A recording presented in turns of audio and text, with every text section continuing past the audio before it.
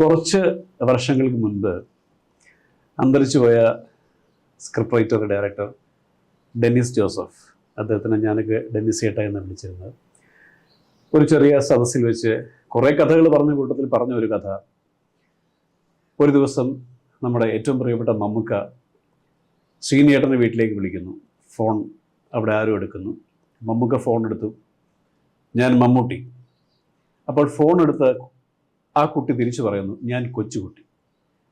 ആ കുട്ടിയുടെ പേര് വിനീത് ശ്രീനിവാസൻ എന്നാണ്. ഇത് ഡെന്നിസേട്ടായി പറഞ്ഞൊരു കഥയാണ്. ഈ കഥ സത്യമാണോ? എന്നോട് മമ്മൂട്ടികൾ പറഞ്ഞിട്ടുണ്ട് അതിനെ പറ്റിയിട്ട്. പക്ഷെ മമ്മൂട്ടികൾ പറഞ്ഞ വേറൊരു വേർഷനാണ്. ആണോ?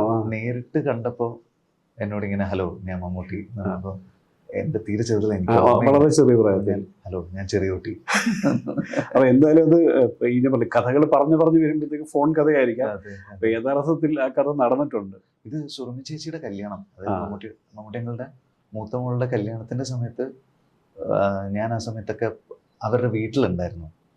അപ്പോൾ 2-3 ദിവസം അവിടെ ആഘോഷങ്ങളൊക്കെ ആയിട്ട് 1-2 ദിവസമൊക്കെ അവിടെ തന്നെ ഇരുന്നു താമസം. അപ്പോൾ ഒരു ദിവസം രാത്രി മമ്മൂട്ടികൾ എന്നോട് പറഞ്ഞു, നീ എന്നോട് എന്ത് അഹങ്കാരം പറഞ്ഞിട്ട് അറിയുന്നു. ഞാൻ പറഞ്ഞു എനിക്ക് ബുദ്ധിയില്ലാത്ത പ്രായത്തിലാണ്. അപ്പൊ അത് നടന്നിട്ടുണ്ട്. പക്ഷേ എങ്ങനെയാ നടന്നത്? ഞാൻ ഈ പറഞ്ഞ ഡെൻസേട്ട എന്നോട് പറഞ്ഞ കഥ ഈ ഫോണിൽ കൂടെ പറഞ്ഞതാണ്. പക്ഷെ യഥാർത്ഥത്തിൽ റിയൽ ലൈഫിൽ നടന്ന കഥയാണ്. Very good. അപ്പോൾ ആ ഒരു കൊച്ചുകുട്ടി ഇന്ന് മലയാള സിനിമയിൽ നമുക്ക് പ്രിയപ്പെട്ട ഒരു വലിയ കുട്ടിയായിരിക്കുന്നു. വർഷങ്ങൾക്ക് ശേഷം ഇപ്പോൾ തിയേറ്ററിൽ വളരെ സക്സസ്ഫുള്ളായിട്ട് പൊയ്ക്കൊണ്ടിരിക്കുന്നു. നമ്മുടെ സിനിമാ ഭാഷയിൽ പറയുകയാണെങ്കിൽ കോടി ക്ലബ്ബുകളാണല്ലോ. പണ്ട് നമ്മുടെ ദിവസങ്ങൾ ഇത്ര ദിവസം കോടി എന്ന് പറയുന്ന പോലെ ഇപ്പോൾ നമ്മൾ ഇത്ര കോടി കിട്ടി എന്നൊക്കെ പറയുന്ന ഒരു അവസ്ഥയിലേക്ക് വരുമ്പോഴത്തേക്കും ഏതായാലും അതൊരു സക്സസ് റണ്ണിലാണ്. ഇപ്പോൾ ഒരു ഡയറക്ടർ എന്ന നിലയിലേക്ക് വർഷങ്ങൾക്ക് ശേഷം ഒന്ന് തിരിഞ്ഞു നോക്കിയാൽ വിനീത് എന്താ തോന്നുന്നു? എനിക്ക് അയ്യോ അങ്ങനെ തിരിഞ്ഞു നോക്കാനുള്ള സമയം നമുക്ക് ഈ വർഷങ്ങൾക്ക് ശേഷം സിനിമയെ പറ്റി മാത്രം തിരിഞ്ഞു നോക്കാം. അല്ല, ഈ സിനിമ ശരിക്കും ഒരു ഇങ്ങനൊരു സിനിമ ചെയ്യാൻ പറ്റിയല്ലോ ഭയങ്കര സന്തോഷമുണ്ട് കിഷോട്ടാ. കാരണം എനിക്ക് ഒരു സിനിമയെ പറ്റിയിട്ടുള്ള ഒരു സിനിമ ചെയ്യണം എന്നുള്ളത് ഭയങ്കര ആഗ്രഹമായിരുന്നു. ഇതിൽ നമ്മുടെ കൂട്ടുകാരെല്ലാവരും നമുക്ക് ഭയങ്കര ഇഷ്ടമുള്ള, പേഴ്സണലി അടുപ്പമുള്ള അങ്ങനെ ഒരു സിനിമ ചെയ്യാൻ പറ്റണമെന്നില്ലല്ലോ. ഇപ്പോൾ പണ്ട് പ്രിയനങ്ങളുടെയും സത്യനങ്ങളുടെയും ഒക്കെ സിനിമകൾ കാണുമ്പോൾ അവർ പറഞ്ഞു കേട്ടിട്ടുള്ള കഥകളൊക്കെ കേൾക്കുന്ന സമയത്ത് നമുക്കൊരു കൊതി തോന്നിയിട്ടുണ്ട്. അതായത് ആദ്യമായി വിളിച്ചിട്ട് എൻ്റെ സിനിമ ഇത്രാം തീയതി തുടങ്ങും, അപ്പോൾ ഇപ്പോൾ സത്യനങ്ങളിനെയൊക്കെ ഒടുവിലങ്ങളൊക്കെ വിളിച്ച് ചോദിക്കുമായിരുന്നു എന്ന് കേട്ടിട്ടുണ്ട്, എപ്പോഴാണ് തുടങ്ങുന്നത്, എപ്പോഴാണ് ഞാൻ എത്തേണ്ടത്. അതായത് ഉണ്ടോ ഇല്ലയോ ക്യാരക്ടർ എന്താണെന്നോ ഒന്നും വിഷയമല്ല, ഞാൻ എപ്പോഴാണ് വരണ്ടേ. ആ ഒരു ബന്ധത്തിൽ ഉണ്ടാകുന്ന സിനിമകളുണ്ടല്ലോ. നമ്മൾ ഈ കഥകളൊക്കെ കേട്ടിട്ടുണ്ട്. ഇപ്പൊ താളവട്ടത്തിന്റെ സമയത്ത് ആ ഹോസ്പിറ്റലായിട്ട് ഷൂട്ട് ചെയ്ത സ്ഥലത്താണ് ലാലങ്ങളും പ്രിയനങ്ങളും ഒക്കെ താമസിച്ചെന്നും അവരെല്ലാവരും അവിടെയായിരുന്നു. എന്നിട്ട് താമസിച്ച സ്ഥലത്ത് തന്നെ അവർ രാവിലെ എഴുന്നേറ്റിട്ട് ഷൂട്ട് ചെയ്യുന്നു. അപ്പോൾ മോർ ദാൻ ഈ സിനിമയുടെ സക്സസ് എന്നുള്ളതിനേക്കാളും ഇതിൻ്റെ ഒരു എക്സ്പീരിയൻസ് ഉണ്ടല്ലോ, അതൊരിക്കലും മറക്കാൻ പറ്റില്ല. കാരണം ഞങ്ങൾ ഷൂട്ട് ചെയ്ത സ്ഥലത്ത് തന്നെയാണ് നമ്മൾ താമസിച്ചത്. അപ്പം ഞാനൊരു മുറിയിൽ, ബേസിലൊരു മുറിയിൽ, ധ്യാനൊരു മുറിയിൽ, നിവൻ വേറൊരു മുറിയിൽ. നമ്മളെല്ലാവരും രാവിലെ എഴുന്നേക്കുന്നു, പല്ല് വെച്ച് നേരെ ഷൂട്ട് തുടങ്ങുന്നു, ബ്രേക്ക് ടൈമിൽ എപ്പോഴെങ്കിലും പോയിട്ട് കുളിക്കുന്നു. ഈ എക്സ്പീരിയൻസ് ഇന്നത്തെ കാലത്ത് നമുക്ക് പല സമയത്തും ഇല്ല. ഇന്നത്തെ കാലത്ത് എസ്പെഷ്യലി നമ്മൾ കൊച്ചിയിലോ അല്ലെങ്കിൽ ഏതെങ്കിലും ഒരു സിറ്റിയിലോ എവിടെയെങ്കിലും ഷൂട്ട് ചെയ്യുകയാണെങ്കിൽ സെക്ലൂഡഡ് അല്ലാത്ത ഏത് സ്ഥലത്ത് പോയി കഴിഞ്ഞാലും എല്ലാവർക്കും ക്യാരവാൻ ഉണ്ടാവും. എല്ലാവർക്കും അവരവരുടെ ക്യാരവാൻ ഉണ്ടാവും. ഇപ്പൊ തങ്കൊക്കെ ഞാൻ ഷൂട്ട് ചെയ്യുന്ന സമയത്ത് ബിജുവായിട്ടിന് ഇടയ്ക്ക് എന്നെ ഫോണിൽ വിളിക്കും, എവിടെയാടാ എന്ന് ചോദിക്കും. ഞാൻ പറയും ഞാൻ വാനിലുണ്ട്, നീ എന്തിനാ നിന്റെ വാനിലിരിക്കുന്നത്, നീ എന്റെ വാനിലേക്ക് വന്ന് പറയും. കാരണം എല്ലാവർക്കും ആ കമ്പനി ആവശ്യമുണ്ടല്ലോ. അപ്പൊ അരവിന്ദന്റെ അതിഥികളുള്ള സമയത്ത് നമ്മൾ ഇതുപോലെ കോടമ്പാക്കത്തായിരുന്നു. അപ്പോൾ അവിടെ നമ്മളെല്ലാവരും ഇപ്പൊ അച്ഛൻ ഉണ്ട്, പ്രേംകുമാർ ഏട്ടനുണ്ട്, പിന്നെ ലളിത ചേച്ചി ഉണ്ട്, ഇവരെല്ലാവരും ഉണ്ട്. ഉർവശി ചേച്ചി വരുന്നവരെ അവിടെ ഒരു ഷൂട്ട് നടക്കുന്നതേ ആൾക്കാർ അറിയാത്ത പോലെയായിരുന്നു. ബൈചേട്ടൻ വന്നു പോകുന്നുണ്ട്. കൂടുതലും കേരളത്തിലുള്ള ആക്ടേഴ്സ് ആണല്ലോ. അപ്പോൾ നമ്മളെല്ലാവരും ആരും ക്യാരവാനിലേക്ക് പോകില്ല. എല്ലാവരും ആ അരവിന്ദന്റെ അതിഥികളുടെ ഗസ്റ്റ് ഹൗസുമായിട്ട് ബന്ധപ്പെട്ടിട്ട് ആ ഗസ്റ്റ് ഹൗസിനകത്ത് തന്നെ ഉണ്ടാവും. അപ്പോൾ ആ ഷൂട്ട് നടന്നുകൊണ്ടിരിക്കുമ്പോൾ എനിക്ക് തോന്നിയിരുന്നു ഇതുപോലൊരു സിനിമ ഇനി നടക്കൂല. അതുപോലെയാണ് ആ സമയത്ത്. ഇപ്പോൾ ലളിത ചേച്ചി, ആക്ച്വലി ലളിത ചേച്ചി എന്നല്ല, ഞാൻ ആന്റി എന്ന് പറയേണ്ടതാണ്. പക്ഷെ ഇവരെല്ലാരും ലളിത ചേച്ചി വിളിച്ചിട്ട് അങ്ങനെ ആയി അത്. അപ്പോൾ അവര് നമ്മുടെ കൂടെ ഇല്ല. അപ്പോൾ ആ പടം നടന്നുകൊണ്ടിരിക്കുമ്പോൾ തോന്നിയിരുന്നു ഇനി ഇങ്ങനെ ഒരു സിനിമ ഉണ്ടാവില്ല എന്ന്. അപ്പോൾ വർഷങ്ങൾക്ക് ശേഷം ഷൂട്ട് നടക്കുമ്പോൾ എനിക്ക് ആ ഫീലിംഗ് ഉണ്ടായിരുന്നു, അത് ഇനി ഇതുപോലൊരു സിനിമ എപ്പോ സംഭവിക്കും എന്നുള്ളത്. അപ്പം ഞാൻ ഭയങ്കരമായിട്ട് എൻ്റെ ലൈഫിൽ ചെറിഷ് ചെയ്യുന്ന ഒരു എക്സ്പീരിയൻസ് ആയിരിക്കും അതിൻ്റെ. മോർ ദൻ സക്സസ്, അതിൻ്റെ ഒരു ഹോൾ എക്സ്പീരിയൻസ് ഉണ്ടല്ലോ. നമ്മൾ ഷൂട്ട് ചെയ്തതും എല്ലാവരും ഒന്നിച്ച് വന്നതും, വന്ന എല്ലാവർക്കും തിയേറ്ററിൽ കൈയടിയും കിട്ടി. എസ്പെഷ്യലി നിവിൻ്റെ കേസിലൊക്കെ അതൊരു ഭയങ്കര ഒരു സന്തോഷമുണ്ട്. അല്ല, അത് ഈ പറഞ്ഞില്ലേ, നമ്മൾ ഈ പറഞ്ഞ പോലെ കൾച്ചർ മാറിപ്പോയി. നമ്മളിപ്പോൾ എല്ലാവരും ഷൂട്ട് കഴിയുമ്പോൾ കാരവലിൽ ഇപ്പോൾ ഈ ബിജുവേട്ടൻ്റെ കേസ്, ഇപ്പം ഞാനിപ്പോൾ ബിജുവേട്ടൻ്റെ പടം ചെയ്തു, അപ്പം ഞാനവിടെ വന്ന് റെഡി ആയിരിക്കുന്നു. ബിജുവേട്ടൻ വിളിക്കൂലേ വാനിലേക്ക്? ഇതേ കഥ. അപ്പം ഞാനവിടെ ഇരുന്നു. അപ്പോൾ ബിജുവേട്ടൻ അവിടെ ഉണ്ടോയെന്നും അറിയത്തില്ല. അപ്പം ഞാൻ മേക്കപ്പ് ഇട്ട് ഇരിക്കുന്നു. അപ്പം മുറിവ് വന്നിട്ട് പറഞ്ഞു, ചേട്ടാ ബിജുവേട്ടൻ വിളിക്കുക. അപ്പോൾ ബിജുവേട്ടൻ പറഞ്ഞ് കാരവലിരിക്കുക, എടാ നീ വന്നെന്ന് അറിഞ്ഞു. അന്ന് പറഞ്ഞ് ഈ പറഞ്ഞ പോലെ ഞാനവിടെ പോയിരിക്കുന്നു, വർത്തമാനം പറയുന്നു. അങ്ങനെ ഒരു രീതിയിലേക്ക് മാറിയ സ്ഥലത്ത് നമ്മൾ പണ്ട് കേട്ടിട്ടുണ്ട് ഇതുപോലെ. അപ്പം അങ്ങനത്തെ ഒരു ഈ സിനിമ കാണുമ്പോഴും നമുക്ക് എൻ്റെ വൈബ് ഫീൽ ചെയ്യുന്നുണ്ട്. ഈ പണ്ട് കാലങ്ങളിൽ ഈ പറഞ്ഞ പോലെ എല്ലാവരും ഒന്നിച്ചിരുന്ന് ആ ഒരു ഹാപ്പിനെസ് ഈ സിനിമയിലൂടെ നമുക്ക് ട്രാവൽ ചെയ്യുമ്പോഴത്തേക്കും ഒരു പക്ഷേ എന്നെപ്പോലുള്ള ആൾക്കാർക്ക് അത് കുറച്ചുകൂടെ ഫീൽ ചെയ്യുന്നുണ്ട്. ഞങ്ങൾ കുറേ സിനിമകൾ അങ്ങനെയാട്ടോ ചെയ്തത്. ഇപ്പോൾ തട്ടത്തിൻ്റെ സമയത്ത് നമ്മൾ തലശ്ശേരിയിൽ ഷൂട്ട് ചെയ്യുമ്പോൾ നിവിനും അജുവും ഷൂട്ടിൻ്റെ തൊട്ട് തലേന്ന് വരെ നമ്മളെല്ലാവരും എൻ്റെ വീട്ടിലായിരുന്നു. അപ്പോൾ പൂക്കോടെ വീടുണ്ട് അച്ഛൻ്റെ.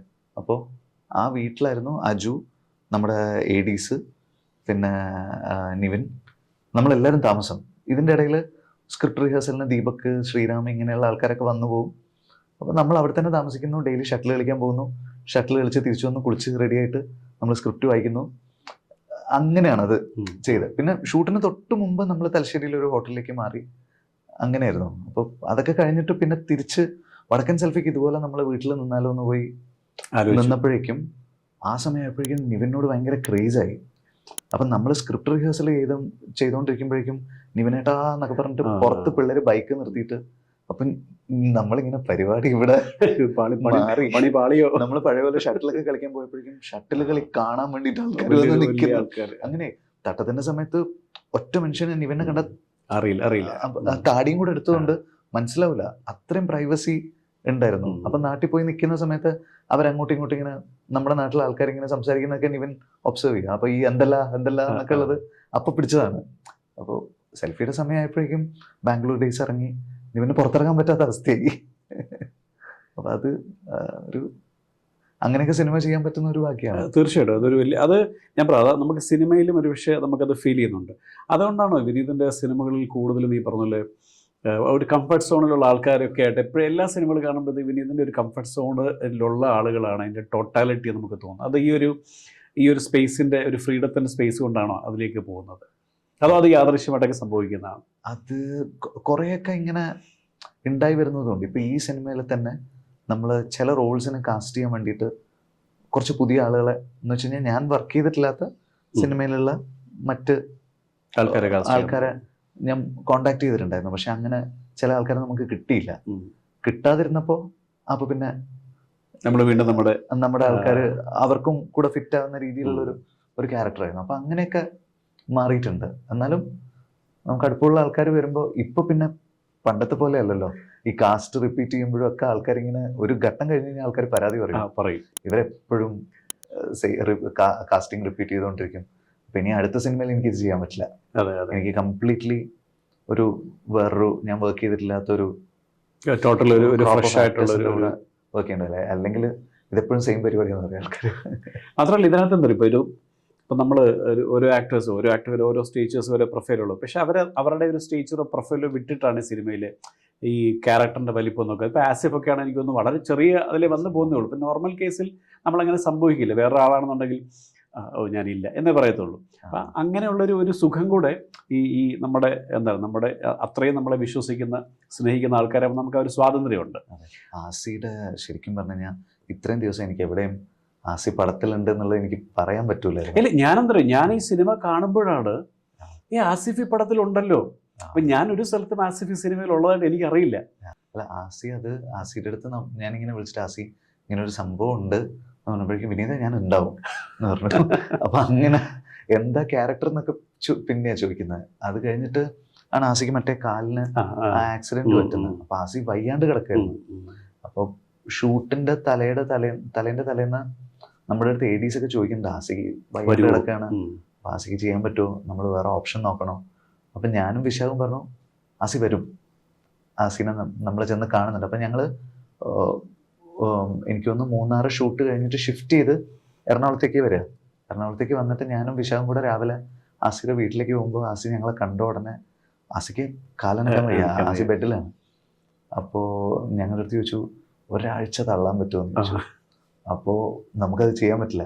നമ്മൾ പറഞ്ഞു ആസി ഒന്നും പേടിക്കണ്ട, ആസി ഇരിക്കുന്നിടത്ത് വെച്ചിട്ട് നമ്മളത് ഷൂട്ട് ചെയ്തോളാം, ഒരു മനുഷ്യനെ അറിയാൻ പോകുന്നില്ല, അപ്പോൾ ജസ്റ്റ് വന്നാൽ മാത്രം മതി എന്ന് പറഞ്ഞപ്പോഴേക്കും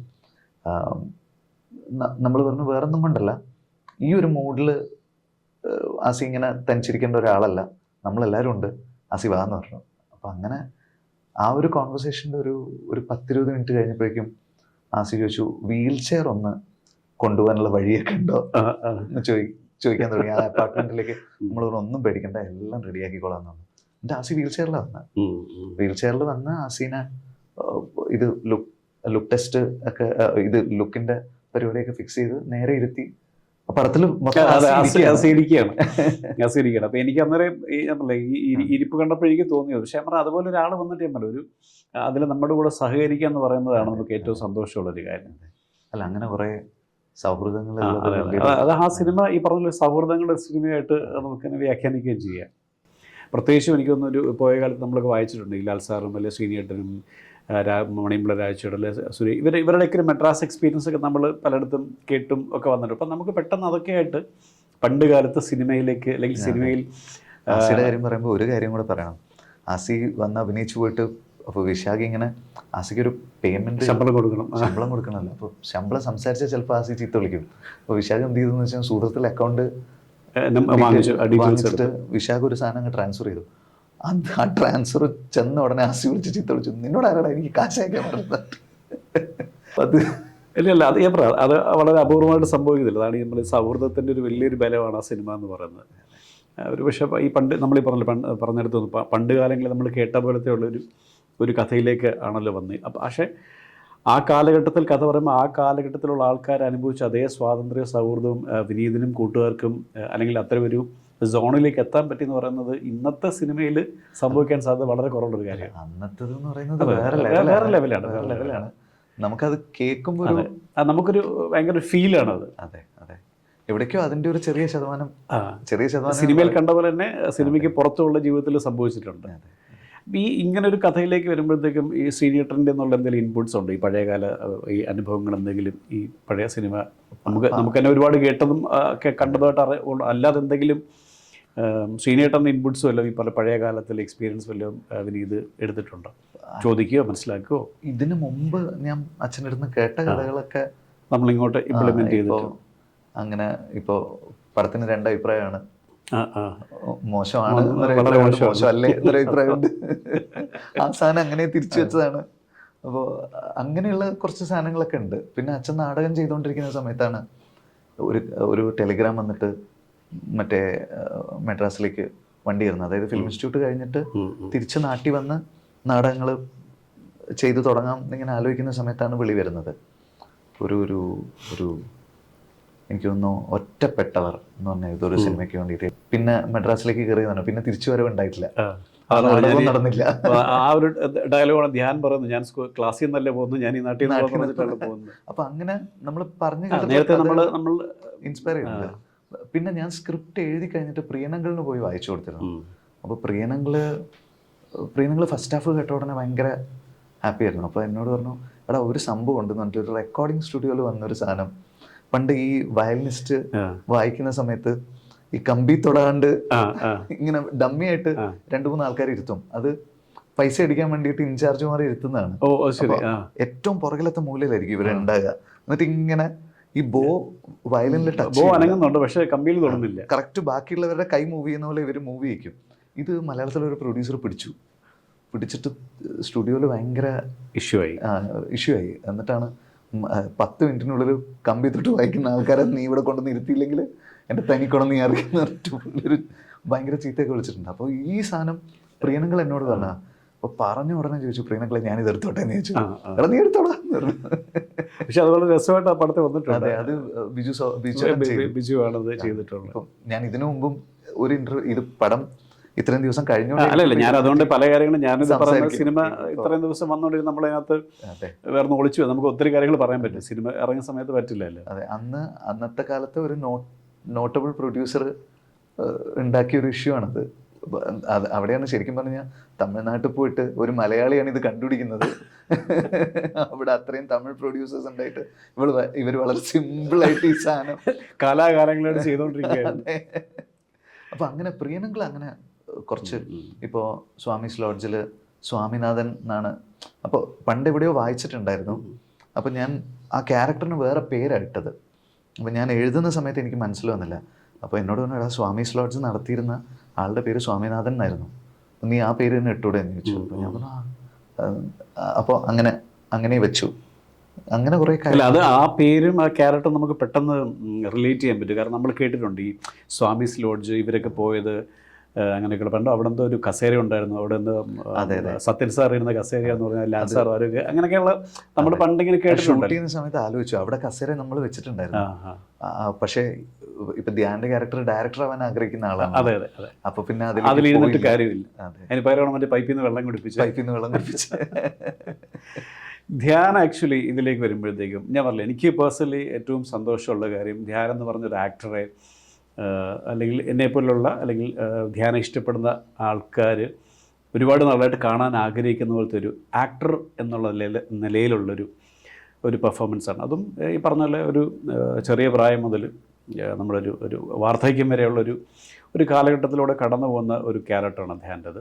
പക്ഷെ ധ്യാൻ അത് വളരെ കൈയടക്കത്തോട് കൂടിയിട്ട് ധ്യാൻ്റെ ശരീരഭാഷയിലും അതുപോലെ തന്നെ ശാരീരത്തിലും ശബ്ദത്തിലും ധ്യാനത് കീപ്പ് ചെയ്തു എന്നുള്ളത് ഞാൻ പറഞ്ഞില്ല. എൻ്റെ ഈ പേഴ്സണലി ഈ സിനിമ കാണുമ്പോൾ ഈ സൗഹൃദ കൂട്ടായ്മയിൽ ഉപരിയായിട്ട് നമുക്ക് പേഴ്സണലി ഇഷ്ടമുള്ള അറിയാവുന്ന ഒരാൾ ഒരു നടൻ എന്നുള്ള നിലയിൽ നമ്മളെ വിസ്മയിപ്പിച്ചു എന്ന് പറയുന്നതാണ് എൻ്റെ പേഴ്സണലി ഈ സിനിമയിലെ ഏറ്റവും ഹൈലൈറ്റ് ഉള്ള കാര്യം.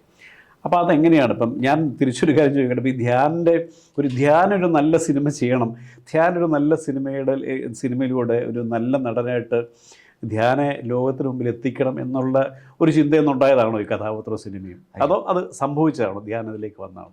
അല്ല, ഇത് സത്യം പറഞ്ഞു കഴിഞ്ഞാൽ ഇനിയിപ്പോൾ പറയാം, ഞാനിത് ലാലങ്കളും അച്ഛനും കൂടി ചെയ്യണമെന്ന് ആഗ്രഹിച്ചൊരു സിനിമയാണ്. ഇപ്പോൾ ഇതിൻ്റെ സെക്കൻഡ് ഹാഫ്, അതായത് ഫസ്റ്റ് ഹാഫ് ഇവർ രണ്ടുപേരും, സെക്കൻഡ് ഹാഫ് ലാലങ്കളും അച്ഛനും, ആ രീതിയിൽ ഞാൻ ആലോചിച്ചൊരു സിനിമയായിരുന്നു. അപ്പോൾ ഇതിൻ്റെ സെക്കൻഡ് ഹാഫിലുള്ള ഡയലോഗ്സ് ഒക്കെ ശ്രദ്ധിച്ച്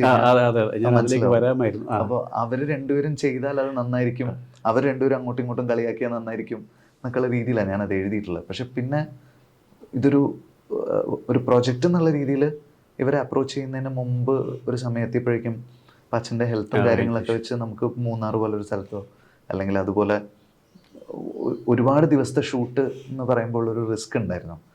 പിന്നെ ഞാൻ അതിലേക്ക് പോയില്ല. പക്ഷേ ഇത് എഴുതുമ്പോഴൊക്കെ ഇവരെ മനസ്സിൽ വെച്ചിട്ടായിരുന്നു ഈ ഒരു ക്യാരക്ടറൈസേഷൻ വന്നത്. അപ്പോൾ ഇവർ രണ്ടുപേരെയും മനസ്സിൽ വെച്ചിട്ട് നമ്മളിത് ആലോചിക്കുമ്പോൾ ഇത് വേറെ ആരെയും കൊണ്ട് നമുക്ക് ജയിക്കാൻ പറ്റില്ലല്ലോ. അപ്പോൾ അപ്പവും ധ്യാനും ഫസ്റ്റ് ഹാഫ് ചെയ്യണമെന്ന് ആദ്യമേ പ്ലാനിലുണ്ടായിരുന്നു, എനിക്ക് മൈൻഡിലുണ്ടായിരുന്നു. അപ്പോൾ എന്നിട്ട് സെക്കൻഡ് ഹാഫ് ഇവരെന്നുള്ള ഷീനിയട്ടിലേക്കും വരാം. അതെ, ഞാൻ ഇത്രയും ദിവസം അത് എവിടെയും പറഞ്ഞിട്ടില്ല. Very good. നമുക്കാണത് ഇപ്പൊ സാധാരണ മാധ്യമ ഭാഷ പറഞ്ഞ ബ്രേക്കിംഗ് ന്യൂസ് അല്ല, അതുകൊണ്ട് തന്നെ പിന്നെ എനിക്ക് ആ ഡയലോഗ്സ് ഒന്നും മാറ്റാൻ തോന്നിയില്ല. കാരണം അത് വളരെ സിൻസിയറായിട്ട് എഴുതിയൊരു സാധനമാണ്. അപ്പോൾ പിന്നെ അവർ ചെയ്യുമ്പോൾ അത് കറക്റ്റായിരിക്കും തോന്നി.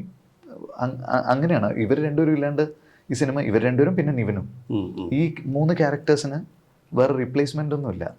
അപ്പോൾ ധ്യാന ചെയ്യുന്ന സമയത്ത് സെക്കൻഡ് ഹാഫിലെ ധ്യാൻ്റെ ലുക്ക് എങ്ങനെ വരും എന്നുള്ളതായിരുന്നു എനിക്ക് ഏറ്റവും കൂടുതൽ കൺസേൺ ആയിട്ടുള്ളത്. അപ്പോൾ അപ്പുവിൻ്റെത് എന്ന് വെച്ച് കഴിഞ്ഞാൽ പുറത്തൊക്കെ ട്രാവൽ ചെയ്തു, ഒരു മ്യൂസീഷ്യൻ. അപ്പോൾ ഇപ്പോൾ ഒരു ഹരിഹരൻ സാറിനെ പോലെയുള്ള ഒരാളുണ്ടല്ലോ, അപ്പോൾ അദ്ദേഹത്തിന് ഈ ഏജിലും അദ്ദേഹം ഭയങ്കര യങ് ആയിട്ടുള്ള ഒരു എനർജിയിലാണ് നിൽക്കുന്നത്. ഹെയറൊക്കെ മറ്റേ കുറച്ച് ഗ്രേ ചെയ്ത് മുടിയൊക്കെ കെട്ടി അങ്ങനത്തെ ഒരു ലുക്കിൽ ഹരിഹരൻ സാറിനെ പോലെ ഒരു മ്യൂസീഷ്യനെ നമ്മൾ കണ്ടിട്ടുണ്ടല്ലോ. അപ്പോൾ അതുപോലെ അപ്പുവിനെ പ്രസൻറ്റ് ചെയ്ത് കഴിഞ്ഞാൽ രസമായിരിക്കും എന്ന് തോന്നി. ധ്യാൻ്റെ കേസിൽ എനിക്ക് ധ്യാന് ചെറുതായിട്ട് അച്ഛനെ റിസംബിൾ ചെയ്തിരുന്നെങ്കിൽ എന്നുള്ളൊരു സാധനം മൈൻഡിലുണ്ടായിരുന്നു. പക്ഷേ ഞാൻ റോണെക്സിൻ്റെ അടുത്ത്, നമ്മുടെ മേക്കപ്പ് മാൻ്റെ അടുത്ത് അത് പറഞ്ഞൊന്നുമില്ല.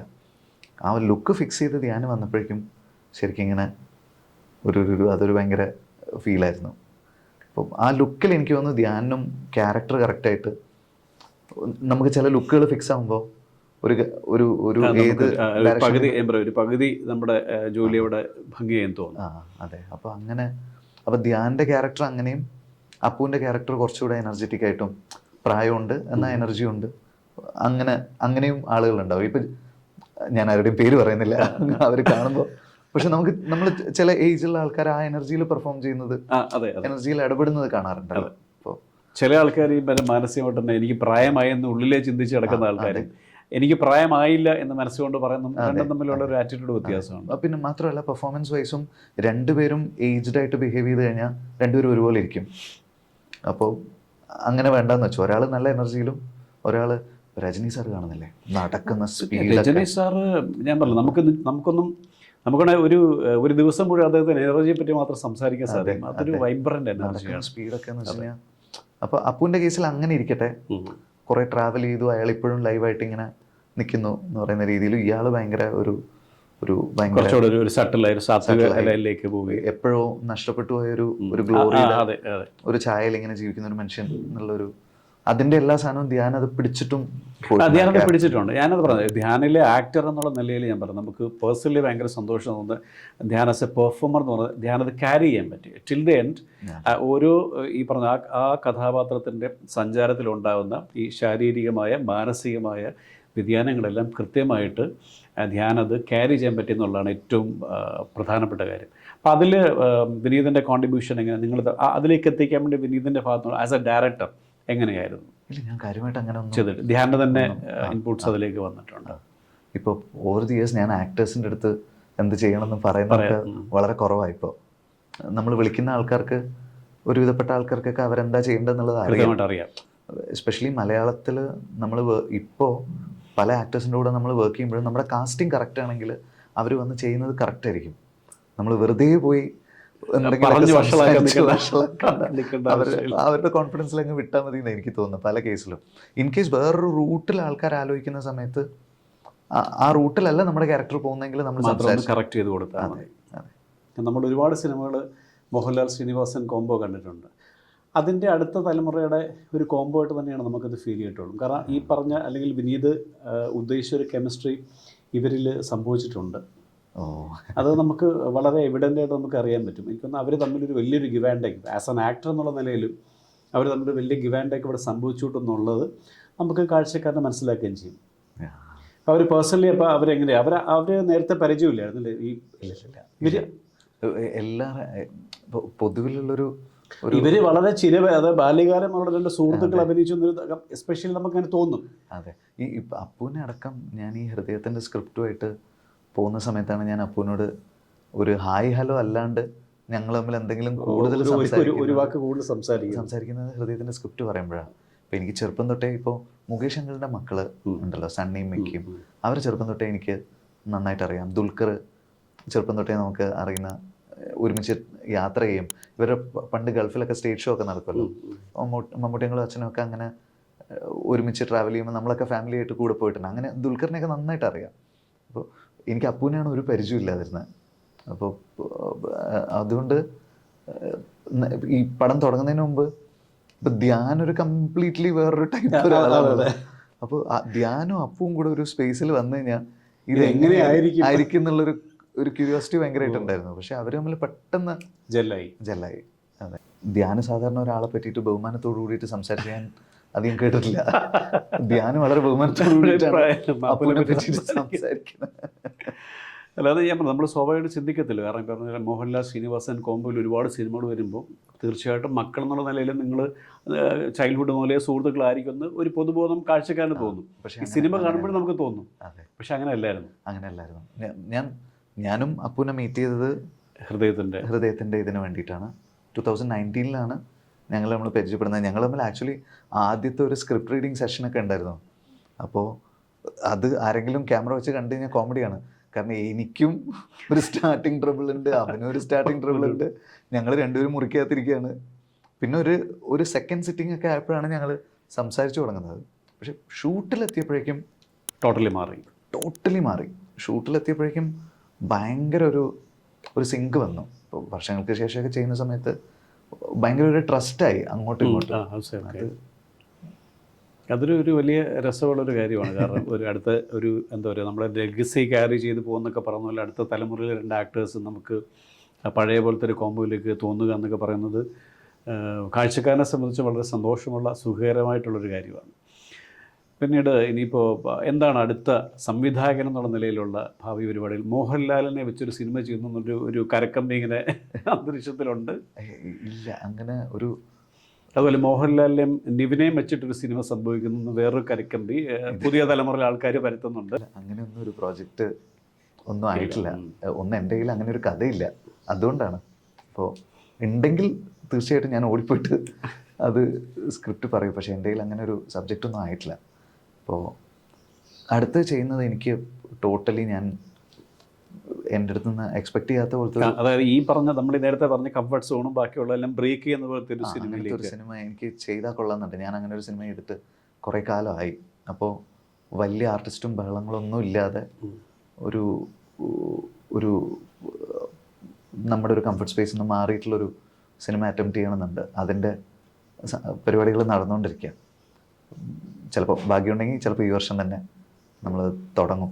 അതുപോലെ വിനീതൻ്റെ ഞാൻ പറഞ്ഞു നമ്മളിപ്പോൾ പറഞ്ഞ സിനിമകൾ കൂടാതെ, പക്ഷേ തിര എന്ന് പറഞ്ഞിട്ട് എൻ്റർലി ഡിഫറെൻ്റ് ആയിട്ടുള്ളൊരു വിഷയം, വളരെ സോഷ്യലി റെലവൻ്റ് ആയിട്ടൊരു വിഷയമാണ് തിര പറഞ്ഞത്. പിന്നീട് അത്തരം സിനിമകൾ ഉണ്ടായിട്ടില്ല. ഈ പറഞ്ഞ പോലെ നമ്മളെല്ലാം വളരെ ലൈറ്ററായിട്ടുള്ള ഫീൽ ഗുഡ് പോലത്തെ പടങ്ങളാണ്. പിന്നെന്താണ് അത്തരം ഒരു സിനിമകളിലേക്ക് ഈ പറഞ്ഞു അടുത്തത് വേറൊരു സിനിമയായിരിക്കും എന്ന് പറഞ്ഞു, തിരയിലേക്ക് വന്നൊരു എക്സ്പീരിയൻസ് പിന്നീട് എന്തുകൊണ്ടാണ് തിര പോലത്തെ സിനിമകൾ ചെയ്യാതെ പോയത് എന്നുള്ളൊരു ചോദ്യം കൂടെ. അല്ല, ഒന്നെന്താണെന്ന് വെച്ച് കഴിഞ്ഞാൽ ഭയങ്കര ഹെവി ആയിട്ടുള്ളൊരു സിനിമ ചെയ്യുന്ന സമയത്ത് എങ്ങനെ പോയാലും ഒരു സിനിമ ചെയ്യാൻ നമുക്കൊരു 1.5 വർഷം 2 വർഷം എടുക്കും. അതിൽ കൂടുതലായാലേ ഉള്ളൂ. അപ്പോൾ അത്രയും കാലം നമ്മുടെ മൈൻഡും അങ്ങനെ ഒരു സ്പേസിലായിരിക്കുമല്ലോ. അപ്പോൾ തിര ചെയ്യുന്ന സമയത്ത് ഞാനും എൻ്റെ 20s.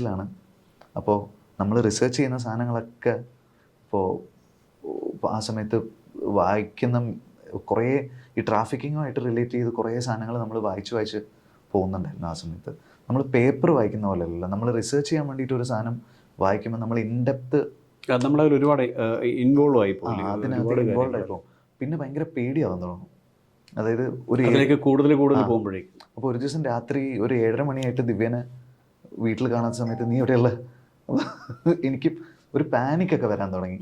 അപ്പോൾ നമ്മൾ വായിക്കുന്ന സാധനമൊക്കെ ഇങ്ങനെയാണ്. ഒരു വണ്ടി ഫാസ്റ്റായിട്ട് രാത്രി ഇങ്ങനെ നമ്മുടെ മുന്നിൽ കൂടെ പോകുന്ന സമയത്ത് ഇപ്പോൾ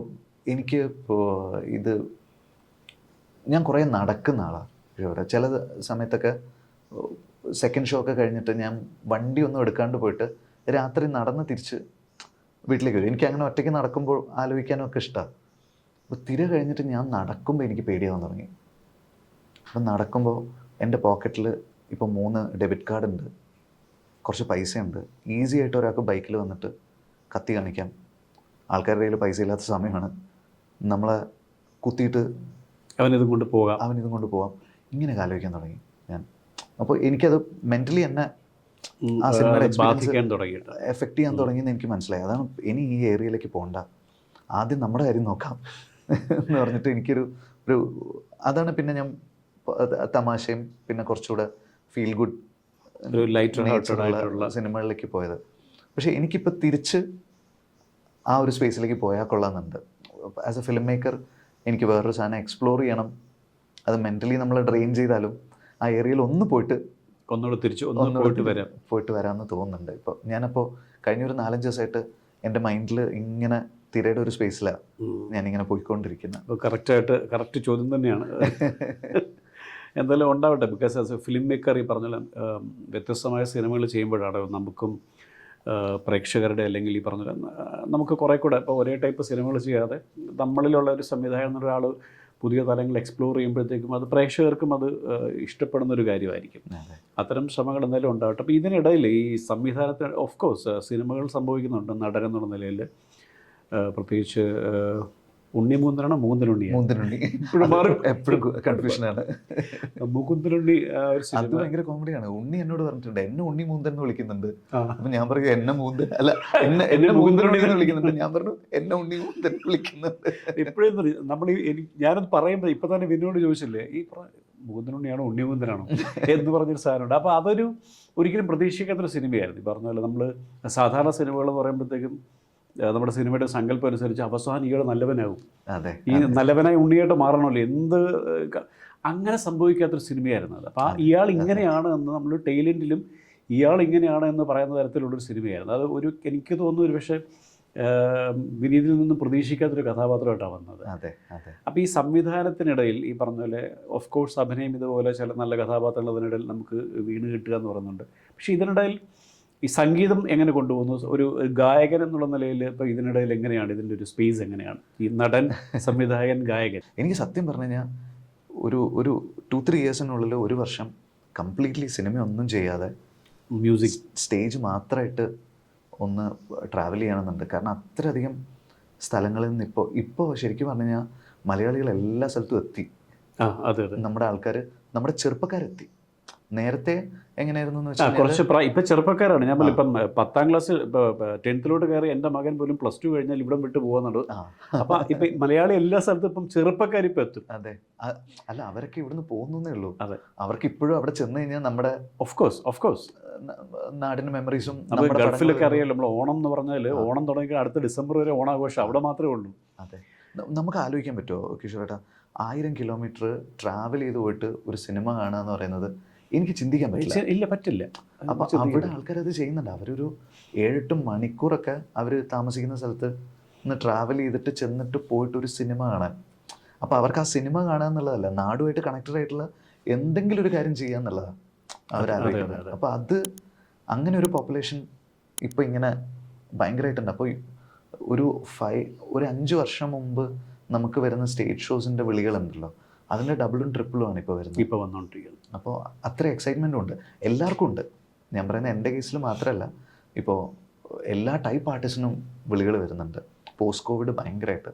അപ്പോൾ എനിക്ക് ഏതെങ്കിലും ഒരു വർഷം സിനിമ കംപ്ലീറ്റ്ലി ഒന്ന് ഹോൾഡ് ചെയ്ത് വെച്ച് അഭിനയം, ഡയറക്ഷനും മാത്രമായിട്ട് ഒന്ന് പോകണമെന്നുണ്ട്. അത് ഭയങ്കരമായിട്ട് മിസ് ചെയ്യുന്നുണ്ട്.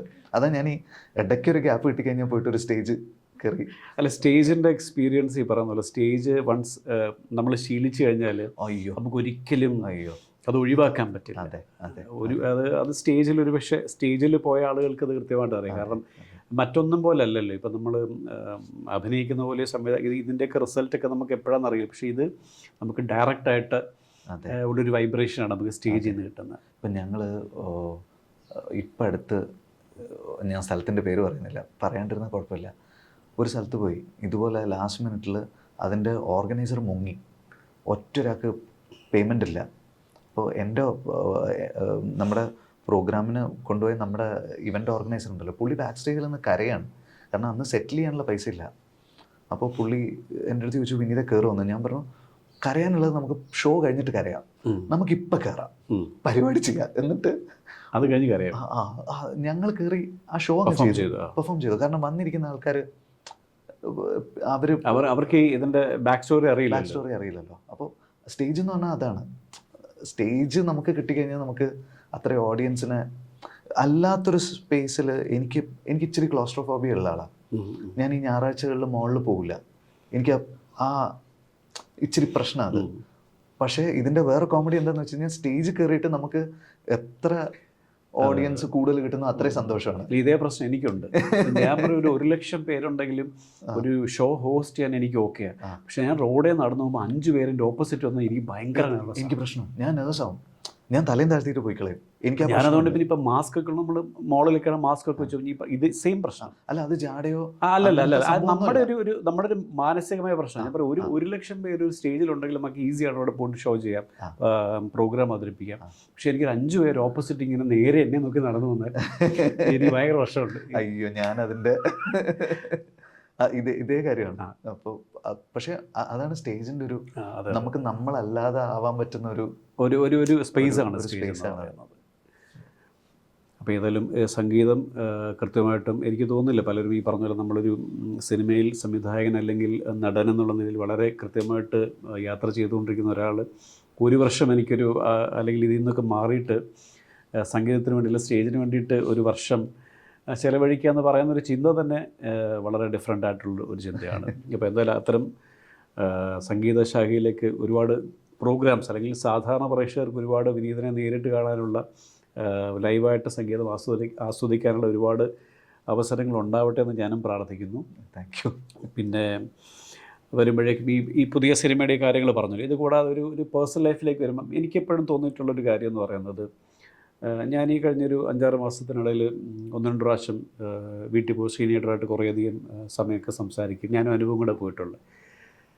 സീനിയേട്ടന് എനിക്ക് ഇത്രയും ഞാൻ പറഞ്ഞില്ലേ, സീനിയേട്ടൻ്റെ ഈ പൊതുബോധവും അല്ലെങ്കിൽ അദ്ദേഹത്തിൻ്റെ ഹ്യൂമർ സെൻസും ഒക്കെ നേരത്തെ ഉള്ളതിനെക്കാട്ടിലും ഒരുപാട് മടങ്ങ് കൂടിയിട്ടുള്ളതായിട്ടാണ് എനിക്ക് തോന്നുന്നത്.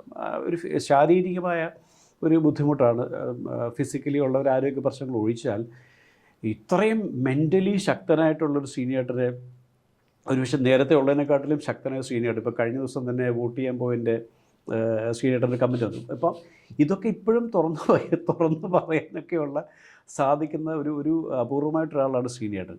പക്ഷേ എനിക്ക് വിഷമം തോന്നുന്ന കാര്യം, നമ്മൾ ഈ സോഷ്യൽ മീഡിയയിൽ ഒരു തള്ളിക്കയറ്റൽ, സോഷ്യൽ മീഡിയയുടെ പ്ലസും മൈനസും ഉണ്ട്, അത് ഒബ്വിയസ്ലി നമുക്കറിയായിരിക്കും. പക്ഷേ നമ്മളൊരു പൊതുവേദിയിലൊക്കെ സീനിയേറ്ററെ കാണുമ്പോൾ ഈ വീഡിയോസിലൊക്കെ വരുന്ന ഈ ജ്യൂസി ടൈറ്റിൽ കാണുമ്പോൾ എനിക്ക് ഭയങ്കര വിഷമം തോന്നാറുണ്ട്. സീനിയേട്ടൻ ഇപ്പോൾ കണ്ടില്ലേ, പക്ഷേ സീനിയേട്ടൻ വളരെ സ്ട്രോങ് ആണെന്ന് സീനിയേട്ടനെ അറിയാവുന്ന ആൾക്കാർക്ക് അറിയാം. പക്ഷേ ഈ സോഷ്യൽ മീഡിയയിൽ ഇവന് കണ്ടൻറ്റ് കിട്ടാൻ വേണ്ടി അല്ലെങ്കിൽ ഇത് റീച്ച് കിട്ടാൻ വേണ്ടിയിട്ട് ഈ മോശമായ രീതിയിലുള്ള പല ടൈറ്റിലുകളും സീനിയേട്ടൻ്റെ ആരോഗ്യവസ്ഥയെ പറ്റിയിട്ട് കാണാറുണ്ട്. ഇത് എങ്ങനെയാണ് ഇതിൻ്റെ വിനീതം അല്ലെങ്കിൽ നിങ്ങളിതിനെ കാണുന്നത്? അങ്ങനെ എനിക്ക് പേഴ്സണലി എപ്പോഴും തോന്നാറുണ്ട്, ഇത്രയും സ്ട്രോങ് ആയിട്ടൊരാളാണ് സീനിയേട്ടൻ. ഇത്രയും ഞാൻ ഒരു പ്രാവശ്യം എന്തപ്പോൾ സത്യൻ സാറുണ്ടായിരുന്നു, അവർ പുതിയ സത്യൻ സാറിൻ്റെ സിനിമയുടെ പുതിയ ഡിസ്കഷൻ ഉണ്ട്. അപ്പോൾ സാറ് ഇടയ്ക്കിടയ്ക്ക് വരും, ഈ പറഞ്ഞ സാറ് വന്ന് റിഫ്രഷ് ചെയ്യുമെന്ന് പറഞ്ഞു. അപ്പം നമുക്ക് പേഴ്സണലി അറിയാവുന്ന സീനിയേട്ടൻ അദ്ദേഹത്തിൻ്റെ ഏറ്റവും ആരോഗ്യമുള്ള അവസ്ഥയെക്കാട്ടിലും ഇല്ലെങ്കിൽ ഫിസിക്കലി ഉള്ള ഇന്നത്തെ അവസ്ഥയിലും ഭയങ്കര സ്ട്രോങ് ആയിട്ടൊരാളാണ്. പക്ഷേ നമ്മൾ ഈ സോഷ്യൽ മീഡിയയിൽ പ്രസൻറ്റ് ചെയ്യപ്പെടുന്നത് വേറൊരു രീതിയിലാണ്. അപ്പോൾ ഇത് ശ്രദ്ധിക്കാറുണ്ട് ഇങ്ങനത്തെ വരുന്ന കാര്യങ്ങൾ? ഇപ്പം അതൊന്നും അങ്ങനെ എഫക്റ്റ് ചെയ്യുന്നില്ല സത്യം പറഞ്ഞു കഴിഞ്ഞാൽ. എനിക്ക് അച്ഛൻ ആദ്യം അരവിന്ദൻ്റെ അതികൾ കഴിഞ്ഞിട്ട് ആണ് ഫസ്റ്റ് സ്ട്രോക്ക് വന്ന് ഹോസ്പിറ്റലൈസ്ഡ് ആവുന്നത്. അന്ന് ഇങ്ങനെ അത് ഭയങ്കര വാർത്തയായിട്ട് എല്ലാവരും കൂടി എൻ്റെ അടുത്ത് പറഞ്ഞു, വിനീത് എന്തെങ്കിലും ഒന്ന് പോസ്റ്റ് ചെയ്യും, അച്ഛൻ ഓക്കെയാണ് പറഞ്ഞിട്ടൊന്ന് പോസ്റ്റ് ചെയ്തില്ലെങ്കിൽ എല്ലാവരുടെയും ഫോണിൽ ഇങ്ങനെ വിളികൾ വന്നുകൊണ്ടിരിക്കുക, പുറത്ത് ഹോസ്പിറ്റലിൻ്റെ പുറത്ത് മീഡിയ നിൽക്കുന്നു, എന്തെങ്കിലും ഒന്ന് പറഞ്ഞില്ലെങ്കിൽ ഇതിങ്ങനെ എന്തോ സംഭവിച്ചു എന്നൊക്കെയുള്ള രീതിയിൽ വാർത്ത വരും എന്നൊക്കെ പറഞ്ഞിട്ട് ഞാനപ്പോൾ ഓക്കെയാണ്, റിക്കവർ ചെയ്തുകൊണ്ടിരിക്കുകയാണ്, വേറെ പ്രശ്നങ്ങളൊന്നുമില്ല, അഭ്യൂഹങ്ങളാരും ഇത് പരത്തിവിടരുത് അഭ്യർത്ഥനയാണെന്ന് പറഞ്ഞിട്ട് ഞാൻ എന്തോ ഒരു സാധനം അന്ന് എഴുതി. അതിൻ്റെ താഴെ വരുന്ന കമൻറ്റുകൾ വായിച്ചപ്പോൾ എനിക്ക് ഫീൽ ചെയ്തതാണ്. അതായത് അവർക്ക് ഞാനാണെങ്കിൽ അങ്ങനെ എഴുതൂല, ഞാനാണെങ്കിൽ അങ്ങനെ ഒരു കമൻറ്റ് എഴുതൂല. ഇപ്പോൾ അച്ഛനെ ഇഷ്ടപ്പെടാതിരിക്കാൻ ആൾക്കാർക്ക് കാരണങ്ങളുണ്ടാവും. തീർച്ചയായിട്ടും പറയുന്ന കാര്യങ്ങളൊക്കെ വെച്ചിട്ട് അത് നമുക്ക് ഒരു വ്യക്തി പറയുന്ന എല്ലാ കാര്യങ്ങളും നമ്മൾ യോജിക്കണമെന്നില്ലല്ലോ. പക്ഷേ എനിക്കിഷ്ടപ്പെടാത്ത ഒരാളെ പറ്റിയിട്ട് ഞാൻ അയാളുടെ മോൻ്റെ അടുത്ത് പോയിട്ട് ഇങ്ങനെ അനാവശ്യം പറയില്ല. എനിക്ക് തീരെ ഇഷ്ടമല്ലാത്ത ഒരാളാണെങ്കിൽ അയാളുടെ മകൻ്റെ അടുത്ത് പോയിട്ട് അയാളുടെ അച്ഛനെ പറ്റിയിട്ട് ഞാൻ പറയില്ല. പക്ഷെ അങ്ങനെ പറയാൻ മനസ്സുള്ള ഇത്രയും ആളുകളുണ്ടെന്നുള്ളത് ഞാൻ റിയലൈസ് ചെയ്തൊരു ദിവസമാണ്. എനിക്കൊരു ഭയങ്കര തിക്ക് സ്കിൻ ഫോമായൊരു ദിവസം അത്. അപ്പോൾ അതിനുശേഷം പിന്നെ എനിക്കൊരു റിയലൈസേഷൻ ആയിരുന്നു അത്. ആൾക്കാർ പീപ്പിൾ ക്യാൻ ഗെറ്റ് നാസ്റ്റി, ഇതിങ്ങനെ ആയിരിക്കും, ഇങ്ങനെയും സംഭവിക്കും. അതെ. അപ്പോൾ അതിനുശേഷം പിന്നെ ഞാൻ ആ ഭാഗം പിന്നെ എനിക്ക് പ്രശ്നമൊന്നുമില്ല. അതിന് മുമ്പൊക്കെ നമുക്ക് ചെറിയ കാര്യങ്ങൾ നമ്മൾ ഇമോഷണലി നമുക്കത് ബാധിക്കും. കാരണം ഇത് നമ്മൾ കാണുന്നതും ഒന്ന് പുറത്ത് ഞാൻ പറയില്ല, ഈ ഒരുപക്ഷെ ഒരു ചാനലിനോ അല്ലെങ്കിൽ ഒരു പേജിനോ റീച്ച് കിട്ടാൻ വേണ്ടി ഈ നമ്മൾ ചെയ്യുന്ന കലാപരിപാടികളെന്ന് പറയുന്നതും രണ്ടും തമ്മിൽ ഒരു ബന്ധമില്ല. കുഴപ്പമില്ല, അതൊക്കെ വയറ്റിപ്പഴപ്പാന്ന് വിചാരിക്കാം. ഇത് പേഴ്സണലി ആൾക്കാർ കമൻറ്റ് ചെയ്യാണ്. ഇപ്പോൾ ഓൺലൈൻ മീഡിയ ഒക്കെ ചെയ്യുന്നതെന്ന് വെച്ച് കഴിഞ്ഞാൽ അവർക്കൊരു സാധനം സെൻസേഷണലൈസ് ചെയ്ത് അവർക്ക് റവന്യൂ ജനറേറ്റ് ചെയ്യാൻ പറ്റും, നമുക്ക് മനസ്സിലാവും. അപ്പോൾ അതും ഓക്കെയാണ്. ഇത് ഞാൻ ഇട്ടൊരു പോസ്റ്റിൻ്റെ താഴെ വന്നിട്ട് ആൾക്കാർ ഇങ്ങനെ കമൻറ്റ് ചെയ്യുമ്പോഴേ അത് അച്ഛനോടല്ലല്ലോ പറയുന്നത്, അവർ എൻ്റെ അടുത്തല്ലേ പറയുന്നത്. ഞാനത് ആ സമയത്ത് അച്ഛൻ ICU കിടക്കുമ്പോൾ ഞാനിത് വായിക്കുമ്പോൾ എനിക്കെന്താ ഫീൽ ചെയ്യുക. അപ്പോൾ അതുപോലും ആലോചിക്കേണ്ട ആൾക്കാർ ഇങ്ങനെ എഴുതുമ്പോഴേ അപ്പോൾ അന്ന് എനിക്ക് തോന്നിയതാണ്, ഇനി ഇതിൽ ഫീൽ ചെയ്യേണ്ട കാര്യമില്ല, ഇത് ഇങ്ങനെയാണ്, ഇത് ഇങ്ങനെ ഒരു വശം ഇതിനുണ്ടെന്ന് നമ്മൾ തിരിച്ചറിഞ്ഞു. അതിനുശേഷം പിന്നെ എന്ത് പറഞ്ഞാലും എനിക്ക് അങ്ങനെ ഭയങ്കരമായിട്ട് എഫക്റ്റ് ആവാറില്ല. ഞാനൊരു തിക്ക് സ്കിൻ ഫോം ചെയ്ത് ദിവസമാണ്. അന്ന് രാത്രിയോട് കൂടിയിട്ടാണ് ഓക്കെ ഇങ്ങനെയുണ്ട് ആളുകൾ, കുഴപ്പമില്ല, ഇനി അത് മൈൻഡ് ചെയ്യണ്ട. അതുവരെ ഞാനും കുറച്ച് എന്തെങ്കിലുമൊക്കെ നമ്മളും വൈകാരികമായിട്ട് നമ്മളതുമായിട്ട് സെൻസിറ്റീവ് ആകുന്ന ഒരു ഇതുണ്ടായിരുന്നു. അന്ന് ഞാൻ അവിടെ ഒരു മതിലങ്ങ് ഫുൾ സ്റ്റോപ്പ്, ഒരു വലിയൊരു മതിൽ പണി. അതെ. ഈ ആദ്യത്തെ സിനിമ അല്ലേ മലർവാടി, അതെങ്ങനെ ദിലീപേട്ടനാണ് അതിനകത്ത് പ്രൊഡ്യൂസറായിട്ട് വന്നല്ലേ? അപ്പോൾ എങ്ങനെയായിരുന്നു അന്നത്തെ ഈ ഒരു സംവിധായകൻ എന്നുള്ള നിലയിലൊരു തുടക്കം? അതുപോലെ ദിലീപിനെ പോലെ ഒരു താരം ഒരു സിനിമ പുതുമുഖങ്ങളെ വെച്ചിട്ട് ചെയ്യാൻ തയ്യാറാവുന്നു. അത് എനിക്ക് തോന്നുന്നു പാസഞ്ചർ അച്ഛനും ദിലീപേട്ടനും കൂടിയിട്ട് അവരൊന്നിച്ച് അഭിനയിക്കുന്ന സമയത്ത് അച്ഛൻ ഇങ്ങനെ ദിലീപേട്ടൻ്റെ അടുത്ത് ദിലീപേട്ടൻ ഇങ്ങനെ ചോദിച്ചു വിനീതിൻ്റെ പരിപാടി എന്താ. അപ്പോൾ ദിലീപേട്ടൻ മ്യൂസിക് വീഡിയോസൊക്കെ കണ്ടിട്ടുണ്ട് ആ സമയത്ത് പലവട്ടമൊക്കെ. ഭയങ്കര ഹിറ്റായിരുന്നു അത് പലവട്ടം കഴിഞ്ഞിട്ട് ഒരു വർഷം എന്തോ കഴിഞ്ഞപ്പോഴാണ്. അപ്പോൾ അവൻ്റെ മ്യൂസിക് വീഡിയോ ഒക്കെ കണ്ടിരുന്നു, രസമുണ്ട് എന്നൊക്കെ പറഞ്ഞപ്പോൾ അച്ഛൻ പറഞ്ഞു എന്തോ എഴുത്തൊക്കെ നടക്കുന്നുണ്ട്, എന്താണെന്നറിയില്ല എന്നൊക്കെ പറഞ്ഞു. അങ്ങനെയാണെങ്കിൽ എഴുതി കഴിഞ്ഞിട്ട് എൻ്റെ അടുത്തൊന്ന് വരാൻ പറയാം, ഞാനൊന്ന് കേട്ട് നോക്കട്ടെ എന്ന് പറഞ്ഞു. അങ്ങനെയാണ് ഞാൻ ദിലീപേട്ടൻ്റെ അടുത്ത് പോയി പറയുന്നത്.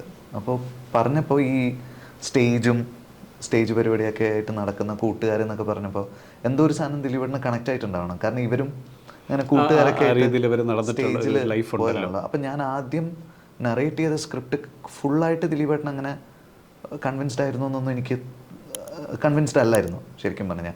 പക്ഷെ അന്ന് എൻ്റെ അടുത്ത് പറഞ്ഞത് ഇതിലൊരു സിനിമയുണ്ട് എന്ന് പറഞ്ഞു, ഇത് നീ ഒന്നുകൂടെ റിഫൈൻ ചെയ്തൊന്ന് എഴുതി നോക്ക്, ഇതിലൊരു സിനിമയുണ്ട്, ഇത് റിഫൈൻ ചെയ്ത് വരുന്ന ഒരു സമയത്ത് നമുക്കിത് ചെയ്യാമെന്ന് പറഞ്ഞു. പിന്നെ ഞാനൊരു 6-7 പ്രാവശ്യം അത് മാറ്റി എഴുതി എനിക്ക് തോന്നുന്നു ഒക്ടോബർ നവംബർ 2009 ഒക്ടോബർ നവംബറൊക്കെ ആയപ്പോൾ ദിലീപേട്ടൻ്റെ ഒരു വീടല്ല അവർ പ്രൊഡക്ഷനൊക്കെ വേണ്ടിയിട്ട് യൂസ് ചെയ്യുന്ന ഒരു വീടുണ്ടായിരുന്നു. അപ്പോൾ അവിടെ വെച്ചിട്ട് ഞാൻ പറഞ്ഞു ദിലീപേട്ടൻ്റെ അടുത്ത് ചെന്നിട്ട്. അപ്പോൾ അതിൽ ഫസ്റ്റ് ഹാഫിൻ്റെ ഒരു പകുതി ആയപ്പോഴേക്കും ദിലീപേട്ടൻ്റെ മുഖത്ത് നല്ല സ്മൈല് വരാൻ തുടങ്ങി. പിന്നെ ആ സ്മൈലോട് കൂടിയിട്ടാണ് അദ്ദേഹം ഫുൾ നരേഷൻ ക്ലൈമാക്സ് വരെ കേട്ടത്. പക്ഷേ അതുവരെയുള്ള കുറേ റീറൈറ്റ് ഉണ്ടായിരുന്നു. അത് കഴിഞ്ഞിട്ടാണ് ദിലീപേട്ടൻ്റെ അടുത്ത് അതിനിടയിൽ ഒരു സിറ്റിങ്ങിൽ ഇതിന് മുമ്പ് ഞാനൊരു 3rd ഡ്രാഫ്റ്റ് കഴിഞ്ഞപ്പോൾ ദിലീപേട്ടൻ്റെ അടുത്ത് പോയി പറഞ്ഞിരുന്നു. അതും ദിലീപേട്ടൻ അങ്ങനെ കംപ്ലീറ്റ്ലി കൺവിൻസ്ഡ് അല്ലായിരുന്നു. അപ്പോൾ കുറേ മാറ്റി എഴുതി പിന്നെ കൊണ്ടുപോയൊരു വെർഷനാണ് ദിലീപേട്ടൻ ഈ 2009 ഒക്ടോബറോ നവംബറോ ആ സമയത്ത് എന്നോട് പറഞ്ഞു നമുക്ക് മെല്ലെ തുടങ്ങിയാലോ എന്ന് ചോദിച്ചു. അപ്പോഴാണ് ഓക്കെ ഇഷ്ടപ്പെട്ടു. പിന്നെ മാർച്ച് ഏപ്രിലാണ് ഞങ്ങൾ ഷൂട്ട് തുടങ്ങുന്നത്. അപ്പോൾ അന്ന് തുടങ്ങിയ സൗഹൃദമാണോ നിവിൻ, അജു ഇങ്ങനെയുള്ള ആൾക്കാരുമായിട്ട്? അതോ അതിന് മുൻപ് തന്നെ അവരെ അറിയും? അതോ അജു എൻ്റെ കൂടെ പഠിച്ചാണോ? അപ്പോൾ ഈ റോൾ ആക്ച്വലി ഞാൻ എഴുതുന്ന സമയത്ത് അജുവിനെ പോലെ ഒരാൾ ചെയ്താൽ നന്നാവും എന്ന് നമ്മുടെ മനസ്സിൽ തോന്നുമല്ലോ. കാരണം നമ്മളിങ്ങനെ ഓർക്കുമല്ലോ, നമ്മുടെ ചില സുഹൃത്തുക്കൾ നമ്മുടെ മൈൻഡിൽ വരുമല്ലോ. ഓഫ് കോഴ്സ് ചില റിസംബ്ലൻസ് പല എഴുത്തിൽ വരാം. അപ്പോൾ ഞാൻ അജുവിനോട് പറഞ്ഞു, നീ ഒന്ന് ഓഡിഷന് വാ, അഭിനയിക്കാൻ പറ്റുമോ എന്നുള്ളത് അറിയില്ലല്ലോ, എനിക്കും അറിയില്ല, അവനും അറിയില്ല, അവനും അഭിനയിച്ചിട്ടില്ല. അപ്പം നീ ഒന്ന് ഓഡിഷന് വാ, ഓഡിഷന് വന്നിട്ട് എല്ലാവരും കാണുമല്ലോ. അപ്പോൾ എല്ലാവരുടെയും ഇപ്പം ഞാൻ ഫസ്റ്റ് ചെയ്യുന്ന പടമായതുകൊണ്ട് എല്ലാ തീരുമാനങ്ങളും എനിക്ക് ഒറ്റയ്ക്ക് എടുക്കാൻ പറ്റിയെന്ന് വരില്ല. അപ്പോൾ നീ വന്ന് ഓഡിഷൻ അറ്റൻഡ് ചെയ്യുക, എന്നിട്ട് എന്താണ് എന്നുള്ളത് നമുക്ക് നോക്കാമെന്ന് പറഞ്ഞു. അങ്ങനെ ഓഡിഷൻ അറ്റൻഡ് ചെയ്ത് വന്ന് അന്ന് അജു ചെയ്തു പോകുമ്പോൾ തന്നെ ഗ്രാൻഡിലുണ്ടായിരുന്ന ദിലീപേട്ടൻ്റെ പ്രൊഡക്ഷനിലുണ്ടായിരുന്ന ആൾക്കാർ ഈ പയ്യൻ കൊള്ളാമല്ലേ എന്ന് പറഞ്ഞു. അപ്പോൾ ഞാൻ പറഞ്ഞില്ല എൻ്റെ കൂട്ടുകാരനാണെന്നുള്ളത്, മെറിറ്റിൽ തന്നെ കിട്ടട്ടെ എന്ന് വിചാരിച്ചു. നിവിനെ ഞാൻ ആക്ച്വലി ആ ഓഡിഷനിലാണ് പരിചയപ്പെടുന്നത്. എനിക്ക് നിവിനെ നേരത്തെ അറിയില്ലായിരുന്നു. അപ്പോൾ അവിടെ പാലാരിവട്ടത്തെ ഒരു സ്റ്റുഡിയോയിൽ ഒരു ഫസ്റ്റ് ഫ്ലോറിൽ ആണ് ഓഡിഷൻ നടന്നത്. അതിപ്പോൾ ഷാൻ പറഞ്ഞപ്പോഴാണ് എനിക്ക് ഓർമ്മ വന്നത്. നമുക്കിപ്പോൾ കുറേ വർഷമായതുകൊണ്ട് മെമ്മറിയൊക്കെ ഞാൻ വിചാരിച്ചിരുന്നത് YMCAയിൽ വെച്ചിട്ടായിരുന്നു നിവിൻ്റെ ഓഡിഷൻ എന്ന്. അപ്പോൾ ഷാൻ കഴിഞ്ഞ ദിവസം പറഞ്ഞു അല്ല പാലാരിവട്ടത്തായിരുന്നു എന്ന് പറഞ്ഞു. അപ്പോൾ അവിടെ വെച്ചിട്ടാണ് നിവിനെ ഫസ്റ്റ് കാണുന്നത്. ഒരു ബ്ലാക്ക് ഷർട്ടൊക്കെ ഇട്ടിട്ട് കാല് വയ്യായിരുന്നു വരുന്ന സമയത്ത്. അപ്പോൾ ക്രച്ചസൊക്കെ വെച്ചിട്ടാണ് എന്നിട്ട് ഫസ്റ്റ് കണ്ടപ്പോൾ തന്നെ നമുക്കെല്ലാവർക്കും നിവിൻ കൺവിൻസ്ഡ് ആയിരുന്നു. ഈ ഷാൻ്റെ കാര്യം പറയുമ്പോൾ ഷാൻ എങ്ങനെയാണ് ഈ ഒരു നടൻ എന്നുള്ള രൂപത്തിലേക്ക് ഷാനെ ചിന്തിക്കാം, അല്ലെങ്കിൽ ഈ ക്യാരക്ടർ ഷാൻ ചെയ്താൽ നന്നാവും എന്നൊരു തോന്നൽ എങ്ങനെ വരുന്നുണ്ട് ഈ നമ്മുടെ ഈ പുതിയ പടത്തിൽ? കഴിഞ്ഞ സാരോ ചോദിച്ചപ്പോൾ ഞാനിങ്ങനെ പറഞ്ഞിരുന്നു, തമാശയാണ്, പല പ്രൊഡ്യൂസർമാരുടെ അടുത്തും പല സംവിധായകന്മാരുടെ അടുത്തും ഇപ്പം പല രീതിയിൽ അഭിനയിക്കുന്നത് പാട്ട് ചോദിക്കുമ്പോഴൊക്കെ സോനാബാലൻ അല്ലല്ലോ, സോനാബാലൻ ഇല്ലല്ലോ എന്നൊക്കെ പറയുന്ന പോലെ. പക്ഷേ നമ്മൾ കുറേ നാളത്തെ പരിചയമുണ്ടല്ലോ. അപ്പോൾ ഇവൻ്റെ പല ഭാവഹാദികളും ഞാൻ കണ്ടിട്ടുണ്ട്. ഇപ്പോൾ ഒരു സംഗതി പറയുന്ന സമയത്ത് ചില ആൾക്കാർ ഭയങ്കര രസമായിട്ട് പറയുമല്ലോ. അപ്പോൾ അങ്ങനെ എനിക്കറിയുന്നൊരു ഷാനുണ്ട്. അപ്പോൾ ഷാൻ അപ്പോൾ എക്സാജറേറ്റ് ചെയ്തൊരു സാധനം ചെയ്ത് കഴിഞ്ഞാൽ നന്നായിരിക്കും എന്നൊക്കെ എനിക്ക് തോന്നിയിട്ടുണ്ട്. പിന്നെ ഷാനിന് പണ്ട് ഷാൻ ചെയ്തിട്ടുണ്ട് ഈ മ്യൂസിക് വീഡിയോ സംഗതികളൊക്കെ. അവർക്ക് ബാൻഡ് ഉണ്ടായിരുന്ന സമയത്തൊക്കെ ആ മ്യൂസിക് വീഡിയോയിലൊക്കെ അഭിനയിച്ച് അവന് ശീലമുണ്ട്. അപ്പോൾ ഇപ്പോൾ ഒരു സംഗീതജ്ഞനായി ഇങ്ങനെ വിലസുക. ഷാനിലൊരു നല്ല സെൻസ് ഓഫ് ഹ്യൂമർ. ബിക്കോസ് ആ ഷാൻ്റെ ഷോ ഞാനൊരിക്കൽ ഗസ്റ്റായിട്ട് പോയിട്ടുണ്ട്, മറ്റേ സരിഗമ. അപ്പോൾ അതിൽ തന്നെ അത് ഞാൻ ചില എപ്പിസോഡും കണ്ടു. അപ്പോൾ ഷാനിലൊരു വളരെ ഹ്യൂമർ സെൻസ് ഒരാളാണെന്നുള്ളത് നമുക്ക് വളരെ എവിഡൻ്റ് ആണ്. അപ്പം അങ്ങനെയാണ് നമ്മൾ ഒട്ടും പ്രതീക്ഷിക്കാത്ത ഒരു കാസ്റ്റിംഗ് ആയിരുന്നു ഷാൻ്റെ കാസ്റ്റ്. പക്ഷേ ഷാൻ വളരെ മനോഹരമായിട്ട് ചെയ്യുകയും ചെയ്യുന്നതാണ്. പിന്നെ ഷാന് ഈ വിഗും മീശയൊക്കെ വെച്ച് കഴിഞ്ഞാൽ ഏതോ ഒരു കാലത്തുനിന്ന് ആ കാലഘട്ടത്തിലുള്ള ഏതോ ഇറങ്ങി വന്ന ഒരാളെ നമുക്ക് തോന്നുന്നത്. ഷാൻ നടക്കുന്നതൊക്കെ അങ്ങനെയാണല്ലോ, നെഞ്ചൊക്കെ വിരിച്ചിട്ട്. ഞാൻ അങ്ങനെ രഞ്ജിയങ്കിൾ മാത്രമേ അങ്ങനെ നടക്കുന്നത് ഞാൻ കണ്ടിട്ടുള്ളൂ. ഒരു ഒരു ഒരു ഒരു വിരിവോട് കൂടി ഷാൻ അങ്ങനെ നടക്കുക. അതായത് ഷാൻ നടന്നു പോകുമ്പോൾ ആ സ്ഥലം മുഴുവൻ അവൻ്റെ തോന്നുന്നുണ്ട്. അങ്ങനെയൊക്കെ ക്യാരക്ടർ ഭയങ്കര രസമായിട്ട് ഞാനത് പെട്ടെന്ന് ഈ പറഞ്ഞ പോലെ ഷാനിലെ മ്യൂസീഷ്യൻ ഉപരിയായിട്ട് ഇങ്ങനൊരു ക്യാരക്ടറിലേക്ക് എത്തുക എന്ന് പറഞ്ഞപ്പോൾ അവർ ഇതിൻ്റെ ഒരു ചിന്തയ്ക്ക് എന്തെങ്കിലും പ്രേരണയായിട്ടൊരു ഘടകം കാണില്ല. അത് ഞാൻ എടുത്ത് ചോദിച്ചത്. അതെ, അല്ല എനിക്ക് അവൻ പെർഫോം ചെയ്യുന്നുള്ളൊരു വിശ്വാസം ഉണ്ടായിരുന്നു. അതെ. അതുപോലെ പുതിയ മ്യൂസിക് ഡയറക്ടേഴ്സിനെ പരിചയപ്പെടുത്തുന്നു. ഈ പറഞ്ഞ ഈ സിനിമയിലും പുതിയൊരു മ്യൂസിക് ഡയറക്ടറാണ്. ഹൃദയത്തിലും അല്ലെ ഹിഷാം ചെയ്തിട്ടുണ്ട്. പക്ഷെ നമ്മൾ അറിയുന്നത് ഹൃദയത്തിലെ പാട്ടുകളിലൂടെയാണ് ഹിഷാമിനെ. അപ്പം എങ്ങനെയാണ് അപ്പോൾ ഇത് ബോധപൂർവമായിട്ടാണോ? നേരത്തെ സ്ഥിരം ഷാനാണല്ലോ മ്യൂസിക് ചെയ്തുകൊണ്ടിരുന്നത്. അപ്പോൾ എന്താണ് കുറച്ച് പുതിയ അല്ലെങ്കിൽ മ്യൂസീഷ്യൻസിലെ പുതിയ ആൾക്കാരിലേക്ക് പോകാനുള്ളൊരു ചിന്ത എങ്ങനെയാണ് വരുന്നത്? ഹൃദയത്തിൽ ശരിക്കും പറഞ്ഞു കഴിഞ്ഞാൽ ഞാൻ കഴിഞ്ഞ ദിവസം അത് പറയുകയും ചെയ്തു. എനിക്ക് ഹിഷാമിൻ്റെ പാട്ടുകൾ നേരത്തെ ഇഷ്ടമായിരുന്നു. അപ്പം അങ്ങനെ ഈ ഒരു സിനിമ ഹിഷാമിൻ്റെ കൂടെ ചെയ്താലോ, അത് പിന്നെ ഷാനുമായിട്ടൊക്കെ സംസാരിച്ചിട്ടാണ് അത് ഡിസൈഡ് ചെയ്തത്. അപ്പോൾ വർഷങ്ങൾക്ക് ശേഷം തുടങ്ങുന്നതിന് മുമ്പ് ഇപ്പം ഞാൻ അടുത്ത് ചെയ്യാൻ പോകുന്ന ഒരു പടത്തിൻ്റെ സംഗതി ഷാനുമായിട്ട് ഞാൻ സംസാരിച്ചിട്ടുണ്ടായിരുന്നു. ഞാൻ പറഞ്ഞല്ലോ ഇപ്പോൾ നെക്സ്റ്റ് ചെയ്യുന്ന. അപ്പോൾ അതിൻ്റെ വർക്ക് ഷാൻ ഓൾറെഡി സ്റ്റാർട്ട് ചെയ്തിട്ടുണ്ട്. അപ്പോൾ അത് ഷാൻ ചെയ്യുകയാണെങ്കിൽ വർഷങ്ങൾക്ക് ശേഷം വേറൊരാളെ ഏൽപ്പിക്കാം എന്നുള്ളൊരു, എന്തായാലും ഷാൻ ഇതിൽ അഭിനയിക്കുന്നുണ്ട്. അപ്പോൾ ഷാൻ എന്തായാലും കൂടെയുണ്ട്, നമ്മുടെ ടീമിലുണ്ട്. അതെ. അതുപോലെ ഈ അവസാനം ചോദിക്കുന്ന ചോദ്യമാണെങ്കിലും അല്ലെങ്കിൽ ഈ നേരത്തെ ചോദിക്കേണ്ട ചോദ്യമായിരുന്നു ഈ നമ്മുടെ വർഷങ്ങൾക്ക് ശേഷം സിനിമയിൽ നിവിൻ്റെ ഒരു ക്യാരക്ടർ. അപ്പോൾ നിവിൻ്റെ ഒരു ക്യാരക്ടർ എന്ന് പറയുന്നത് നിവിൻ പോളിയുടെ തന്നെ ഒരു സ്പൂഫ് പോലെ അല്ലെങ്കിൽ ഒരു സെൽഫ് ട്രോൾ പോലെ. ഈ സെൽഫ് ട്രോൾ എനിക്കൊന്ന് മലയാള സിനിമയിൽ ഏറ്റവും കൂടുതൽ വിജയിപ്പിച്ച ഒരാൾ ശ്രീനേട്ടനാണ്. അപ്പോൾ ഇത് ഒരുപക്ഷെ നിങ്ങൾ തമ്മിൽ സൗഹൃദം കൊണ്ട് വളരെ ഈസി ആയിട്ട് ചെയ്യാൻ പറ്റിയിരിക്കും. അപ്പോൾ ഇങ്ങനെ ഒരു ക്യാരക്ടറൈസേഷനിലേക്ക് ഈ ജിതിൻ പോളിയെ കൊണ്ടുവരാം എന്നുള്ളൊരു ചിന്ത എങ്ങനെയാണ് ഉണ്ടായത്? നിവിൻ്റെ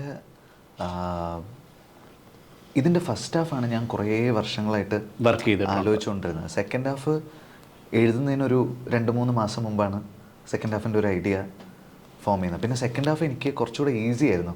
കാരണം അത് നമ്മുടെ കാലഘട്ടവും ഒക്കെ ആയതുകൊണ്ട് കണക്ട് ചെയ്യാൻ കുറച്ച് നമുക്ക് കുറേ നമ്മുടെ ചുറ്റും കാണുന്ന കുറേ സംഭവങ്ങളുണ്ടല്ലോ. അപ്പോൾ അത് വെച്ചിട്ട് സെക്കൻഡ് ഹാഫ് കുറച്ചുകൂടെ ഈസി ആയിരുന്നു. അപ്പോൾ അതിലൊരു പോയിന്റിൽ നിവിൻ വന്നു കഴിഞ്ഞാൽ അവിടെ ഒരു ഭയങ്കര എസ്കലേഷൻ ഉണ്ടാവും. തിയേറ്ററിനൊരു അനക്കം ഉണ്ടാവും എന്നുള്ളൊരു ഫീൽ ഉണ്ടായിരുന്നു. അപ്പോൾ ഞാനത് എഴുതി കഴിഞ്ഞ് ഞാൻ വിശാഖിനെ വിളിച്ചു പറഞ്ഞു എനിക്ക് മസ്റ്റായിട്ടും അപ്പൂന്തിയാനും പോലെ എനിക്ക് മസ്റ്റായിട്ടും നിവിൻ ഇതിൽ വേണമെന്നുണ്ട്. അപ്പോൾ ഞാൻ നിവിനോട് വിളിച്ച് സംസാരിച്ചു. അപ്പം നിവിനും ഭയങ്കര, നമ്മൾ ഒരുമിച്ച് വർക്ക് ചെയ്തിട്ട് ഇപ്പോൾ 8 കൊല്ലമായി. ജേക്കബിൻ്റെ സ്വർഗ്ഗരാജ്യം കഴിഞ്ഞിട്ട് അഭിനയിച്ചിട്ടുണ്ട് ഒരുമിച്ചിട്ട്. പക്ഷേ ഡയറക്ടോറിയൽ ഒരു ഫിലിമിൽ നിവിൻ വന്നിട്ട് കുറച്ചായി. അപ്പോൾ ഞാൻ പറഞ്ഞപ്പോൾ തന്നെ നിവിൻ അതൊരു എക്സൈറ്റ്മെൻറ്റ് ഉണ്ടായിരുന്നു. അപ്പോൾ ചെന്ന് മീറ്റ് ചെയ്യുന്ന സമയത്ത് എന്നോട് പറഞ്ഞു വർഷങ്ങൾക്ക് ശേഷമല്ലേ എന്ന് ചോദിച്ചു. ഞാൻ പറഞ്ഞു നിവിനെ അതാണ് നമ്മുടെ ടൈറ്റിൽ എന്ന് അങ്ങനെ പറഞ്ഞു. അപ്പം നിവിൻ ഇങ്ങനെ അത് കേട്ടിട്ട് കുറച്ച് നേരം എന്നെ ഇങ്ങനെ നോക്കിക്കൊണ്ടിരുന്നു. പിന്നെ ചിരിച്ചിട്ട് പിന്നെയാണ് പറയുന്നത്. പറഞ്ഞ് ഞാൻ സീൻസ് പറഞ്ഞു തുടങ്ങി ആ ഒരു ഹോട്ടൽ റൂമിലുള്ള സീൻ എത്തിയപ്പോഴേക്കും നിവിൻ്റെ ചിരിയൊക്കെ അങ്ങ് മാറി.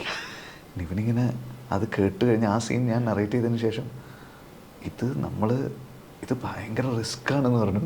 ഞാൻ പറഞ്ഞു റിസ്ക്കാണ്, പക്ഷേ നമ്മൾ ആ അറ്റത്ത് വരെ പോയാൽ ആണ് നമുക്കിങ്ങനൊരു ഇമ്പാക്റ്റ് ഉള്ളൊരു സാധനം ചെയ്യാൻ പറ്റുക. ശരിക്കും പറഞ്ഞ ഒരു ഞാണിമ്മ കളിയാണ് നിവിൻ്റെ. ഓഫ് കോഴ്സ്, ഞാൻ അതുകൊണ്ടാണ് പറഞ്ഞു അതൊരു ഞാണിന്മേൽ കളി തന്നെയായിരുന്നു അത്. അതെ, ഒഫൻസിൻ്റെ ബോർഡർ ലൈൻ ഒഫൻസിലാണ് ഏറ്റവും നല്ല ഹ്യൂമർ കിടക്കുന്നത്. അതായത് അത് അപ്പുറത്തേക്ക് പോയി കഴിഞ്ഞാൽ നമുക്ക് കൂല് കിട്ടും, ഇപ്പുറത്തേക്ക് പോയി വന്നു കഴിഞ്ഞാൽ ഭീകര കൈയടി കിട്ടും. അപ്പോൾ ആ ഒരു വരമ്പത്താണിത്. അപ്പോൾ അത് പെർഫോമൻസിൻ്റെ മീറ്ററിലോ അതിൻ്റെ ലെങ്ത്തിലോ അല്ലെങ്കിൽ ടോട്ടൽ സിനിമ വർക്ക് ചെയ്തില്ലെങ്കിലോ ഒക്കെ ഇത് പാളാം. അപ്പം നിവിൻ എന്നോട് പറഞ്ഞു ഇത് ഓഡിയൻസിനെ നമ്മൾ ചീത്ത വിളിക്കുന്ന പോലെ ആവരുത് എന്ന് പറഞ്ഞു. അപ്പോൾ ഞാൻ പറഞ്ഞു അങ്ങനെ ആവാണ്ട് ഞാൻ നോക്കിക്കോളാം. ഒന്നെന്താണെന്ന് വെച്ച് കഴിഞ്ഞാൽ ഓഡിയൻസിന് ഒരിക്കലും ആ ഫീൽ ഉണ്ടാവില്ല. കാരണം ഒരാളെ കുറേ കാലം ഒരു പറ്റം ആൾക്കാർ ആക്രമിച്ചുകൊണ്ടിരുന്നു കഴിഞ്ഞാൽ ആദ്യം ആൾക്കാർ അത് കണ്ടിട്ട് കൈയടിക്കും, പിന്നെ കുറച്ച് നാളും കൂടെ ചിരിക്കും, പിന്നെ കഴിഞ്ഞ് കഴിഞ്ഞാൽ ഇത്രയും പറയാൻ മാത്രം എന്താ ഉള്ളത് ഉറപ്പായിട്ട് എന്ന് പറയുന്ന ഒരു മൈൻഡ് സെറ്റിലേക്ക് വരും. ആ മൈൻഡ് സെറ്റിലേക്ക് വന്നു കഴിഞ്ഞാൽ പിന്നെ നമുക്ക് പറയാം. ആ മൈൻഡ് സെറ്റിൽ വരുന്നവരെ നമ്മൾ പറഞ്ഞു കഴിഞ്ഞാൽ നമ്മളെ തിരിച്ച് അറ്റാക്ക് ചെയ്യും. അപ്പോൾ ഇപ്പോൾ ആൾക്കാർക്ക് ആ മൈൻഡ് സെറ്റ് ഉണ്ട്, അപ്പോൾ വർക്കാവേണ്ടതാണ് എന്ന് പറഞ്ഞു. അപ്പോൾ പിന്നെ അവൻ എന്നോടുള്ളൊരു വിശ്വാസത്തിൻ്റെ പുറത്താണ് സത്യം പറഞ്ഞാൽ നിവിൻ വന്നത്. അപ്പോൾ വന്ന് പക്ഷേ കോസ്റ്റ്യൂം ഇട്ട് ഫസ്റ്റ് സീൻ ചെയ്യാൻ തുടങ്ങിയപ്പോൾ തന്നെ അവനൊരു ഐറ്റം കിട്ടി. അതായത് അവന് എല്ലാം മറന്നങ്ങ് ചെയ്യാൻ പറ്റും, ചിന്തിക്കാണ്ട് ചെയ്യാൻ പറ്റും എന്നുള്ളത് അവനും ഫീൽ ചെയ്തു. ആ ഫസ്റ്റ് സീൻ നമ്മൾ എടുത്തിട്ട് അതിലൊരു എൻഡിലൊരു സാധനം സ്ക്രിപ്റ്റിലില്ലായിരുന്നു. ഞാൻ അവനോട് നിവിനെ നീ ഇതും കൂടെ പറഞ്ഞു നോക്ക് എന്ന് പറഞ്ഞിട്ട് അപ്പം നിവിനൊന്ന് ചിരിച്ചു. അത് കഴിഞ്ഞപ്പോൾ തൊട്ട് നിവിൻ ഭയങ്കര കോൺഫിഡൻ്റ് ആയി. പിന്നെ ഹോട്ടൽ റൂമിലെ സീനൊക്കെ എത്തിയപ്പോഴേക്കും അന്ന് ഞാൻ അവനോട് പറഞ്ഞു ഞാൻ പറഞ്ഞു എടാ ഈ മോണലോഗ് നീ പറഞ്ഞു കഴിഞ്ഞാൽ ആൾക്കാർക്ക് തോന്നണം, അതായത് ഇവിടെ ഭയങ്കര നെപ്പോട്ടിസം ഉണ്ട്, ഇവിടെ ഇങ്ങനെയൊക്കെയാണ്, ഇത് പ്രിവിലേജ്ഡ് ആയിട്ടുള്ള ആൾക്കാരുടെ ഒരു പറ്റം ആൾക്കാർ കൂടി നിന്നിട്ടാണ് ഇവിടെ സിനിമ ചെയ്യുന്നത്, ഇവിടെ പുറത്തുനിന്ന് വരുന്ന ആൾക്കാർക്ക് ഒരു സ്പേസ് ഇല്ല, അവർക്ക് ഫ്രീ ആയിട്ട് സിനിമ ചെയ്യാൻ പറ്റുന്നില്ല, അവർക്ക് അവരുടെ സിനിമ എളുപ്പത്തിൽ റിലീസ് ചെയ്യാൻ പറ്റുന്നില്ല, ഇതൊക്കെ ആൾക്കാർക്ക് ഫീൽ ചെയ്യണം, ആ രീതിയിൽ നീ ഇത് പിടിക്കണം എന്ന് പറഞ്ഞു. അപ്പം എന്നെ ഇങ്ങനെ നോക്കിയിട്ട് ഇതൊക്കെ ഉള്ളത് തന്നെയാണ് ഞാൻ പറഞ്ഞു നീ അപ്പോൾ ബിലീവ് ചെയ്ത് അങ്ങ് ചെയ്തോ. മറ്റേ മാനർമത്തയിൽ പറഞ്ഞത് നീ ഇതൊക്കെ ആരായില്ലാത്ത ഇതൊക്കെ ഉള്ളത്. അങ്ങനെ നമ്മൾ ഭയങ്കര ആസ്വദിച്ചിട്ടാണ് അത് ചെയ്ത്.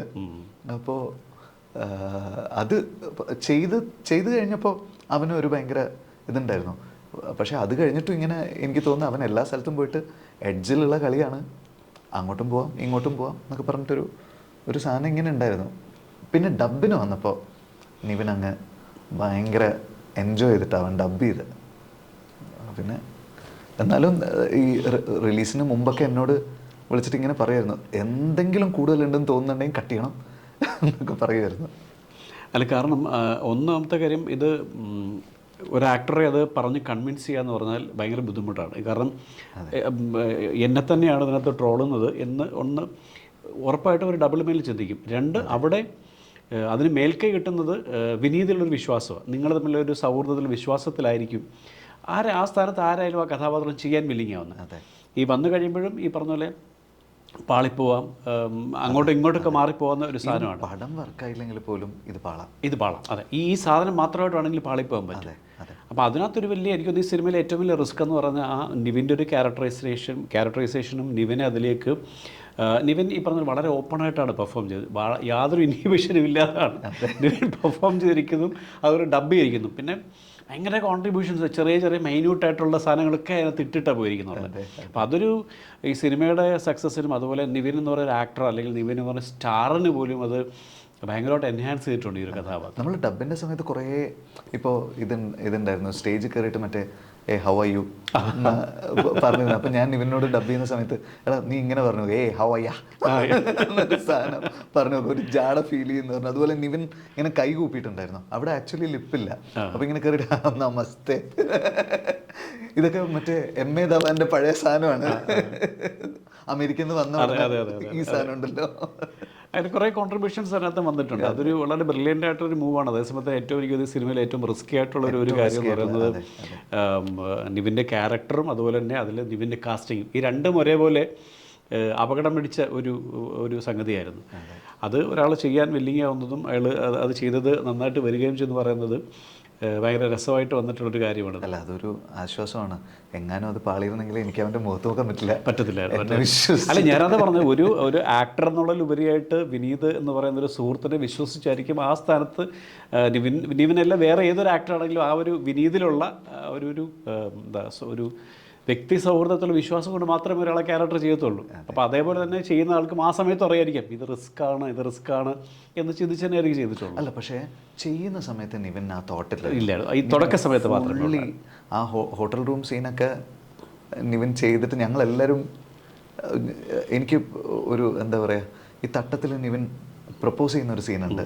അതൊരൊറ്റ ഷോട്ടിലാണ് അവൻ പെർഫോം ചെയ്ത്.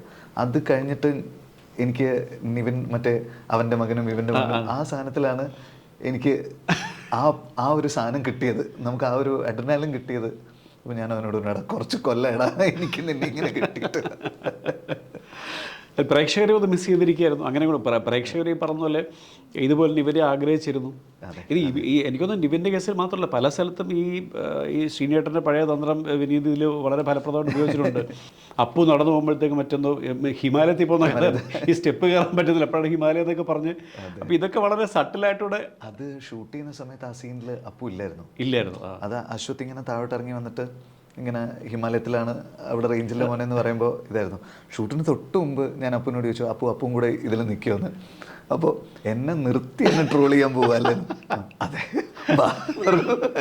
അതേപോലെ വളരെ ബുദ്ധിപരമായ ചില ട്രോളുകൾ ഇതിനകത്തുണ്ട്. കാരണം ഇതൊക്കെ എന്താ പറയുക, ഈ ആൾക്കാരെ സംബന്ധിച്ച് അത് രസകരമായ രീതിയിലാണ് നമ്മൾ സീരിയസ് ആയിട്ട് എടുക്കാണ്ടിരുന്ന ആൾക്കാർക്ക് പിന്നെ ഒരു പ്രശ്നമില്ല. അതൊരു സംഭവം. അത് ഈ പറഞ്ഞ പോലെ, അതുപോലെ ഈ അവസാനം വന്നിട്ട് ഉണ്ടല്ലോ, നമ്മൾ ഈ പറഞ്ഞ പോലെ ഈ ദാസൻ്റെയും വിജയൻ്റെ ഒരു സാധനത്തിലേക്ക് നമ്മൾ ഈ പറഞ്ഞ പോലെ പെട്ടെന്ന് അതിലേക്ക് തിരിച്ചുപോയി. നമ്മൾ പെട്ടെന്ന് അവിടെ ലാൽ സാറിനെ ശ്രീനേട്ടനെയൊക്കെ പോലെ നമുക്ക് ഫീൽ ചെയ്യും. ഈ വിനീത് ഇപ്പോഴാണ് പറയുന്നത് ഇവരെ സെക്കൻഡ് ഹാഫിൽ ഉൾപ്പെടുത്തണമെന്ന് ആലോചിച്ചിരുന്നെങ്കിൽ പോലും.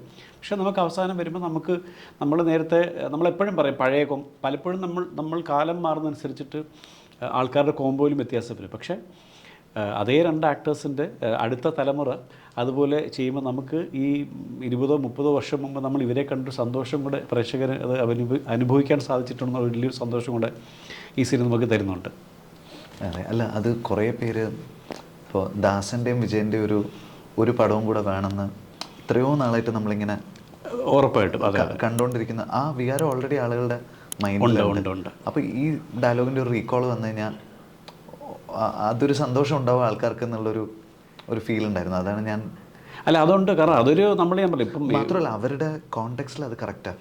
രണ്ട് സുഹൃത്തുക്കളായിട്ട് അവർ അത്രയും നാൾ സിനിമ ചെയ്യാതെ നമുക്ക് എന്താ ഈ ബുദ്ധി നേരത്തെ തോന്നുന്നത്, അവരുടെ അവസ്ഥയിൽ അത് കറക്റ്റാണ്. അല്ലെങ്കിൽ അത് ഏച്ച് കിട്ടിയ പോലെ.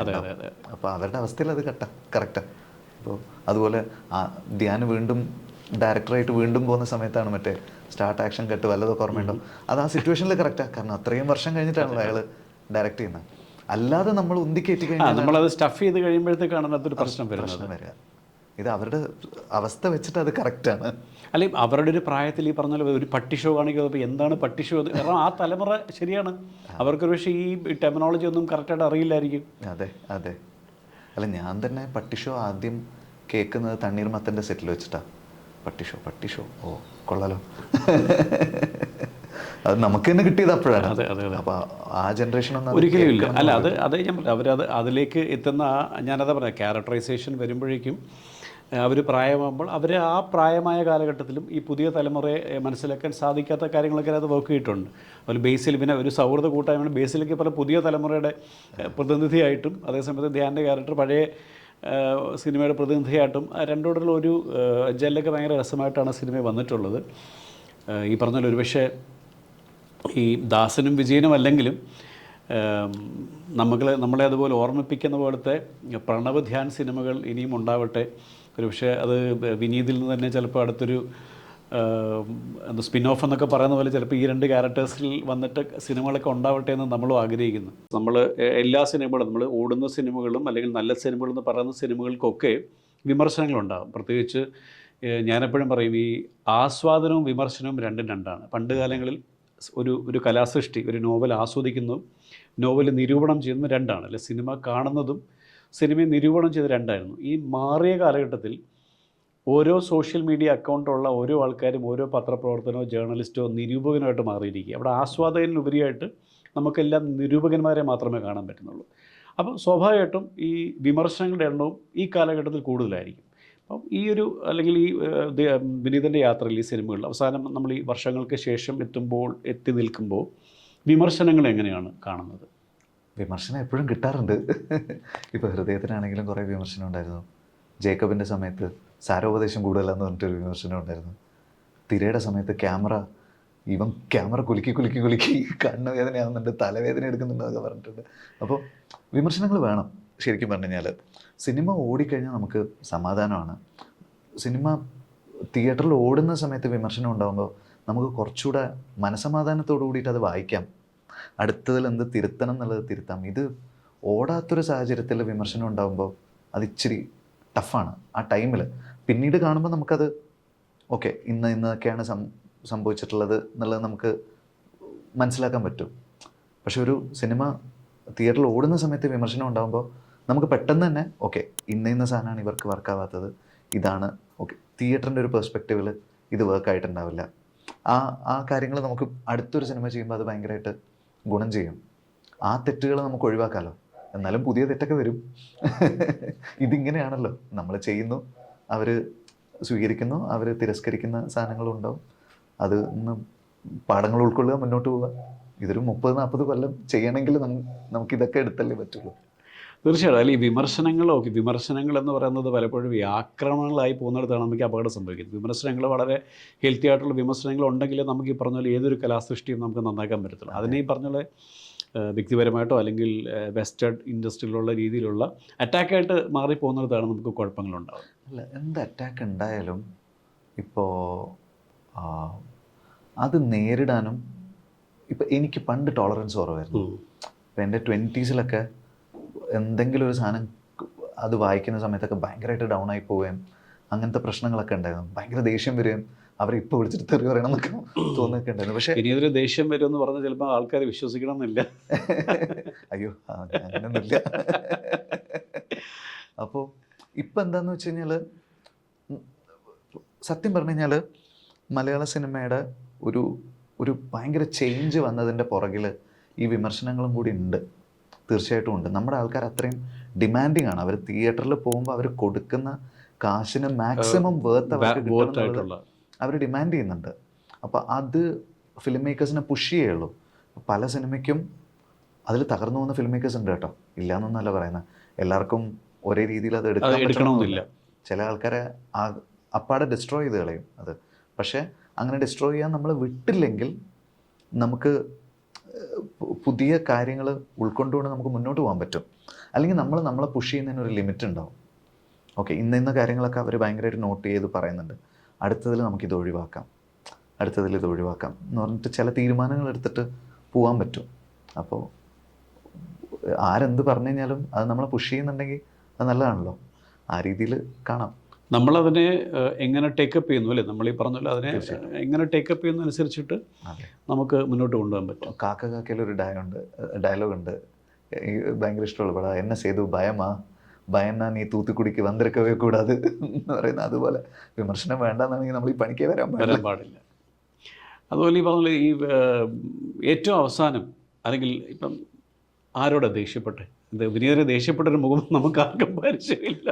വിനീതിന് എപ്പോഴും വളരെ പുഞ്ചിരിക്കുന്ന പ്രസന്നമായിട്ടുള്ളൊരു മുഖമുള്ളൂ.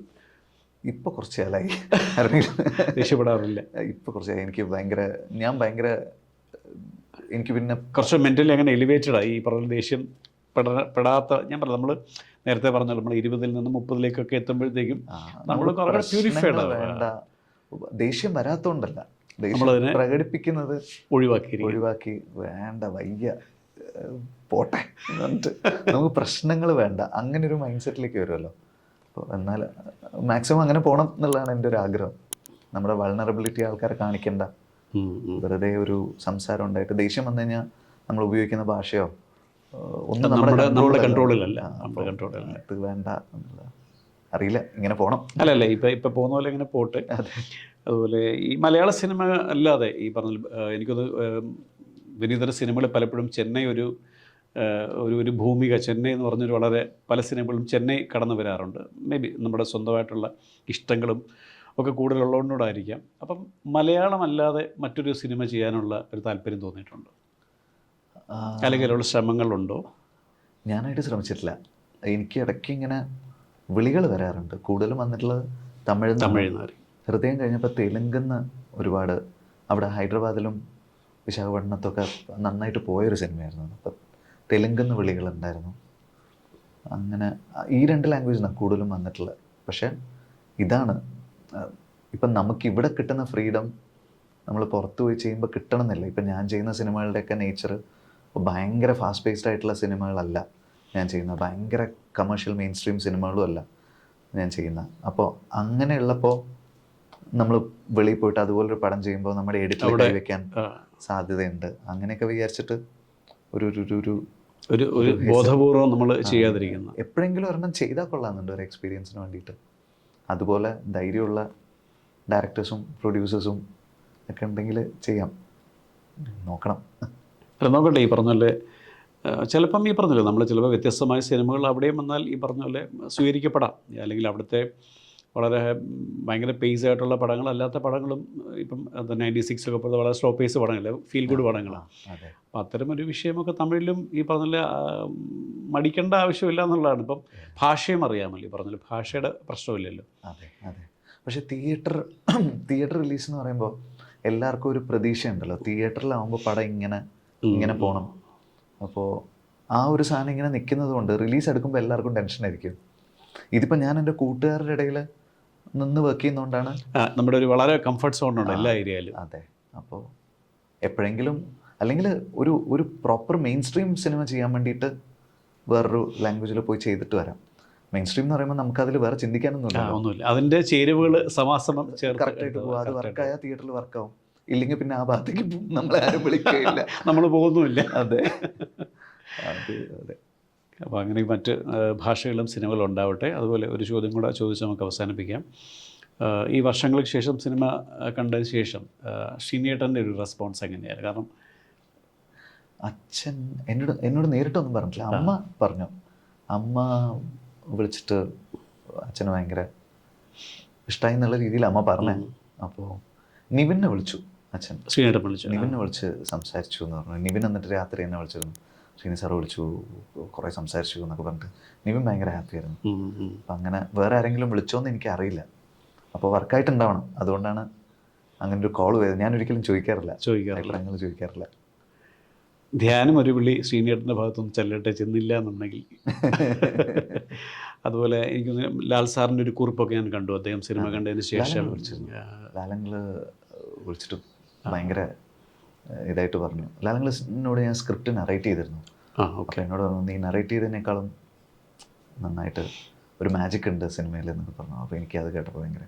കാരണം ലാൽ സാറ് സോഷ്യൽ മീഡിയയിൽ അദ്ദേഹത്തിൻ്റെ ഈ സിനിമ കണ്ടതിൻ്റെ ഒരു കുറിപ്പും അവരുടെ ഒരു പഴയ കാലത്തിൻ്റെ ഒരു നൊസ്റ്റു ഒക്കെ അടിച്ചിട്ടുണ്ടെന്നൊക്കെ പറഞ്ഞുള്ള രീതിയിലൊരു കുറിപ്പും ഒക്കെ ലാൽ സാറിനെ വന്നായിരുന്നു. എന്നോട് ഇതും പറഞ്ഞു, ഭയങ്കര റിസ്കി ആയിട്ടുള്ള ഡിസിഷൻസ് ബ്രേവായിട്ട് എടുത്തിട്ടുണ്ട് എന്നൊക്കെ പറഞ്ഞു. അത് എസ്പെഷ്യലി സെക്കൻഡ് ഹാഫിൽ നിവിൻ്റെ പോർഷൻസ് ഒക്കെ ആയിരിക്കും. അപ്പോൾ അങ്ങനെ പറഞ്ഞപ്പോൾ അത് നമുക്ക് വലിയൊരു ഇതാണല്ലോ.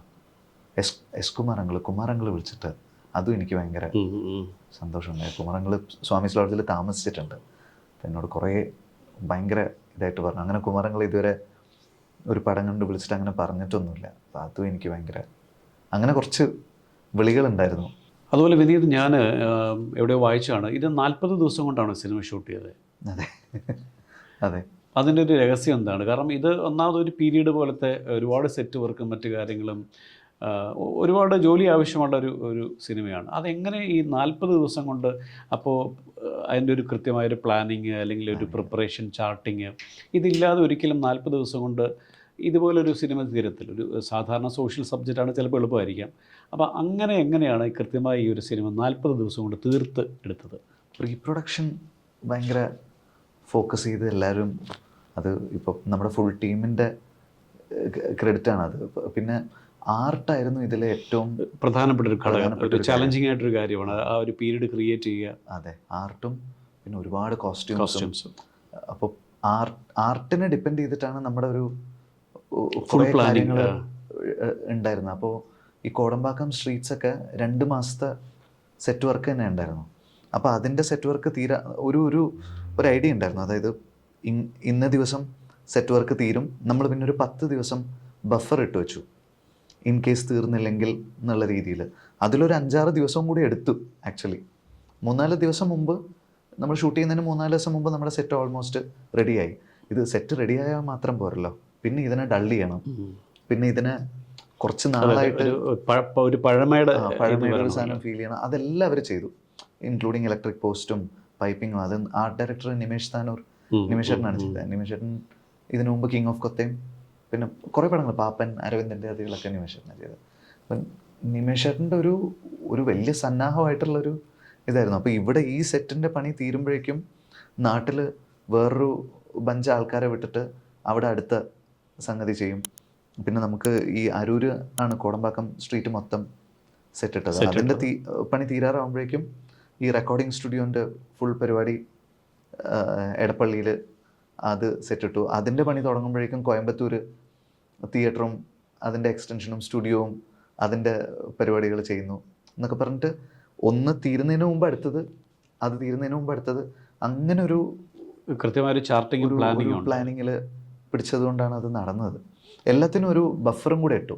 ഓക്കെ, ഇത് ഇന്ന ദിവസം കൊണ്ട് തീർന്നില്ലെങ്കിൽ പിന്നെ ഒരു 5-6 days ഒരു ബഫറും കൂടെ ഇട്ട് അങ്ങനെ എല്ലാവരും ഒന്നിച്ച് നിന്നുകൊണ്ട് നടന്നതാണ്. പിന്നെ നമ്മുടെ ആർട്ടിസ്റ്റിൻ്റെ എല്ലാവരുടെയും 100% സഹകരണം ഉണ്ടായിരുന്നു. ആരും പറഞ്ഞ ഡേറ്റിന് വരാണ്ടിരുന്ന ഒറ്റൊരാൾ പോലും ഇല്ല. എല്ലാവരും കറക്റ്റ് സമയത്ത് വന്നു. എല്ലാവരെയും നമുക്ക് മോർണിംഗ് ലൈറ്റിൽ ഷൂട്ട് ചെയ്യാൻ പറ്റി. അപ്പം അങ്ങനെയൊക്കെ അതൊരു ഭയങ്കര മാജിക്കലായിട്ട് സംഭവിച്ചൊരു കാര്യമാണ്. അത് എല്ലാവരും സഹകരിച്ചതുകൊണ്ട് നടന്നൊരു കാര്യമാണ്. അല്ല, അതാണ് പ്രധാനപ്പെട്ട ഒരു കാര്യം എന്ന് പറയുന്നത്. ഇപ്പം വിനീത് നേരത്തെ പറഞ്ഞ പോലെ, കാരണം ഇതിനകത്തൊരു വലിയൊരു കൂട്ടായ്മ, ഒരു കളക്റ്റീവ്നെസ്, ഒരു സ്നേഹം, സൗഹൃദമൊക്കെ ഉണ്ട്. കാരണം അതിലുപരിയായിട്ട് ഒരു സിനിമയുടെ നിർമ്മാണം എന്ന് പറഞ്ഞൊരു ഏരിയയിൽ ഇതുപോലത്തെ ഒരു സിനിമ 40 ദിവസം കൊണ്ട് തീർത്തെടുക്കുക എന്ന് പറയുന്നത്, ഇത് എല്ലാ ഘടകങ്ങളും ഇതുപോലെ വന്നെങ്കിൽ മാത്രമേ സാധിക്കുള്ളൂ. എവിടെയെങ്കിലും ഒരിടത്ത് പാളിപ്പോയാൽ പോകുന്നൊരു കാര്യമാണ്. ഒരു മഴ വന്നാൽ മതി, തീർന്നില്ലേ. അപ്പോൾ അത് ഏതായാലും നിങ്ങളുടെ എല്ലാവരുടെയും ഒരു എഫേർട്ടിന് കിട്ടിയൊരു റിസൾട്ടായിട്ട് തിയേറ്ററിൽ വർഷങ്ങൾക്ക് ശേഷം വന്നു, അല്ലെങ്കിൽ പ്രേക്ഷകർ കാണുന്നു, നമ്മളിങ്ങനെ സംസാരിക്കുന്നു. അപ്പോൾ ഒത്തിരി സന്തോഷമുണ്ട് വിനീതിനെ കാണാനും. ഈ പറഞ്ഞ പോലെ എനിക്ക് തോന്നുന്നു ഇതൊരു പ്രേക്ഷകർ ഇതിനൊരു ഇൻ്റർവ്യൂ ആയിട്ടൊന്നും എടുക്കേണ്ട ആവശ്യമില്ല. വിനീത് ശ്രീനിവാസൻ എന്ന് പറയുന്ന നടൻ, സംവിധായകൻ, ഗായകൻ എന്നൊക്കെയുള്ള നിലയിൽ ഉപരിയായിട്ട് വിനീത് എന്ന് പറയുന്ന ഒരു വ്യക്തിയുമായിട്ട് നടക്കുന്ന ഒരു സംഭാഷണം എന്നുള്ള രീതിയിൽ നമുക്കിതിനെ എടുക്കാമെന്ന് തോന്നുന്നു. അങ്ങനെയായിരിക്കും നിങ്ങളിതിനെ കാണുന്നത്. തീർച്ചയായിട്ടും അടുത്ത സിനിമയ്ക്ക് എല്ലാവിധ ആശംസകളും. കൂടുതൽ നല്ല സിനിമകൾ, കൂടുതൽ നല്ല ഗാനങ്ങൾ, കൂടുതൽ നല്ല കഥാപാത്രങ്ങളൊക്കെ വിനീതിൻ്റെ ഭാഗത്തുനിന്ന് ഉണ്ടാവട്ടെ എന്ന് ആശംസിക്കുന്നു.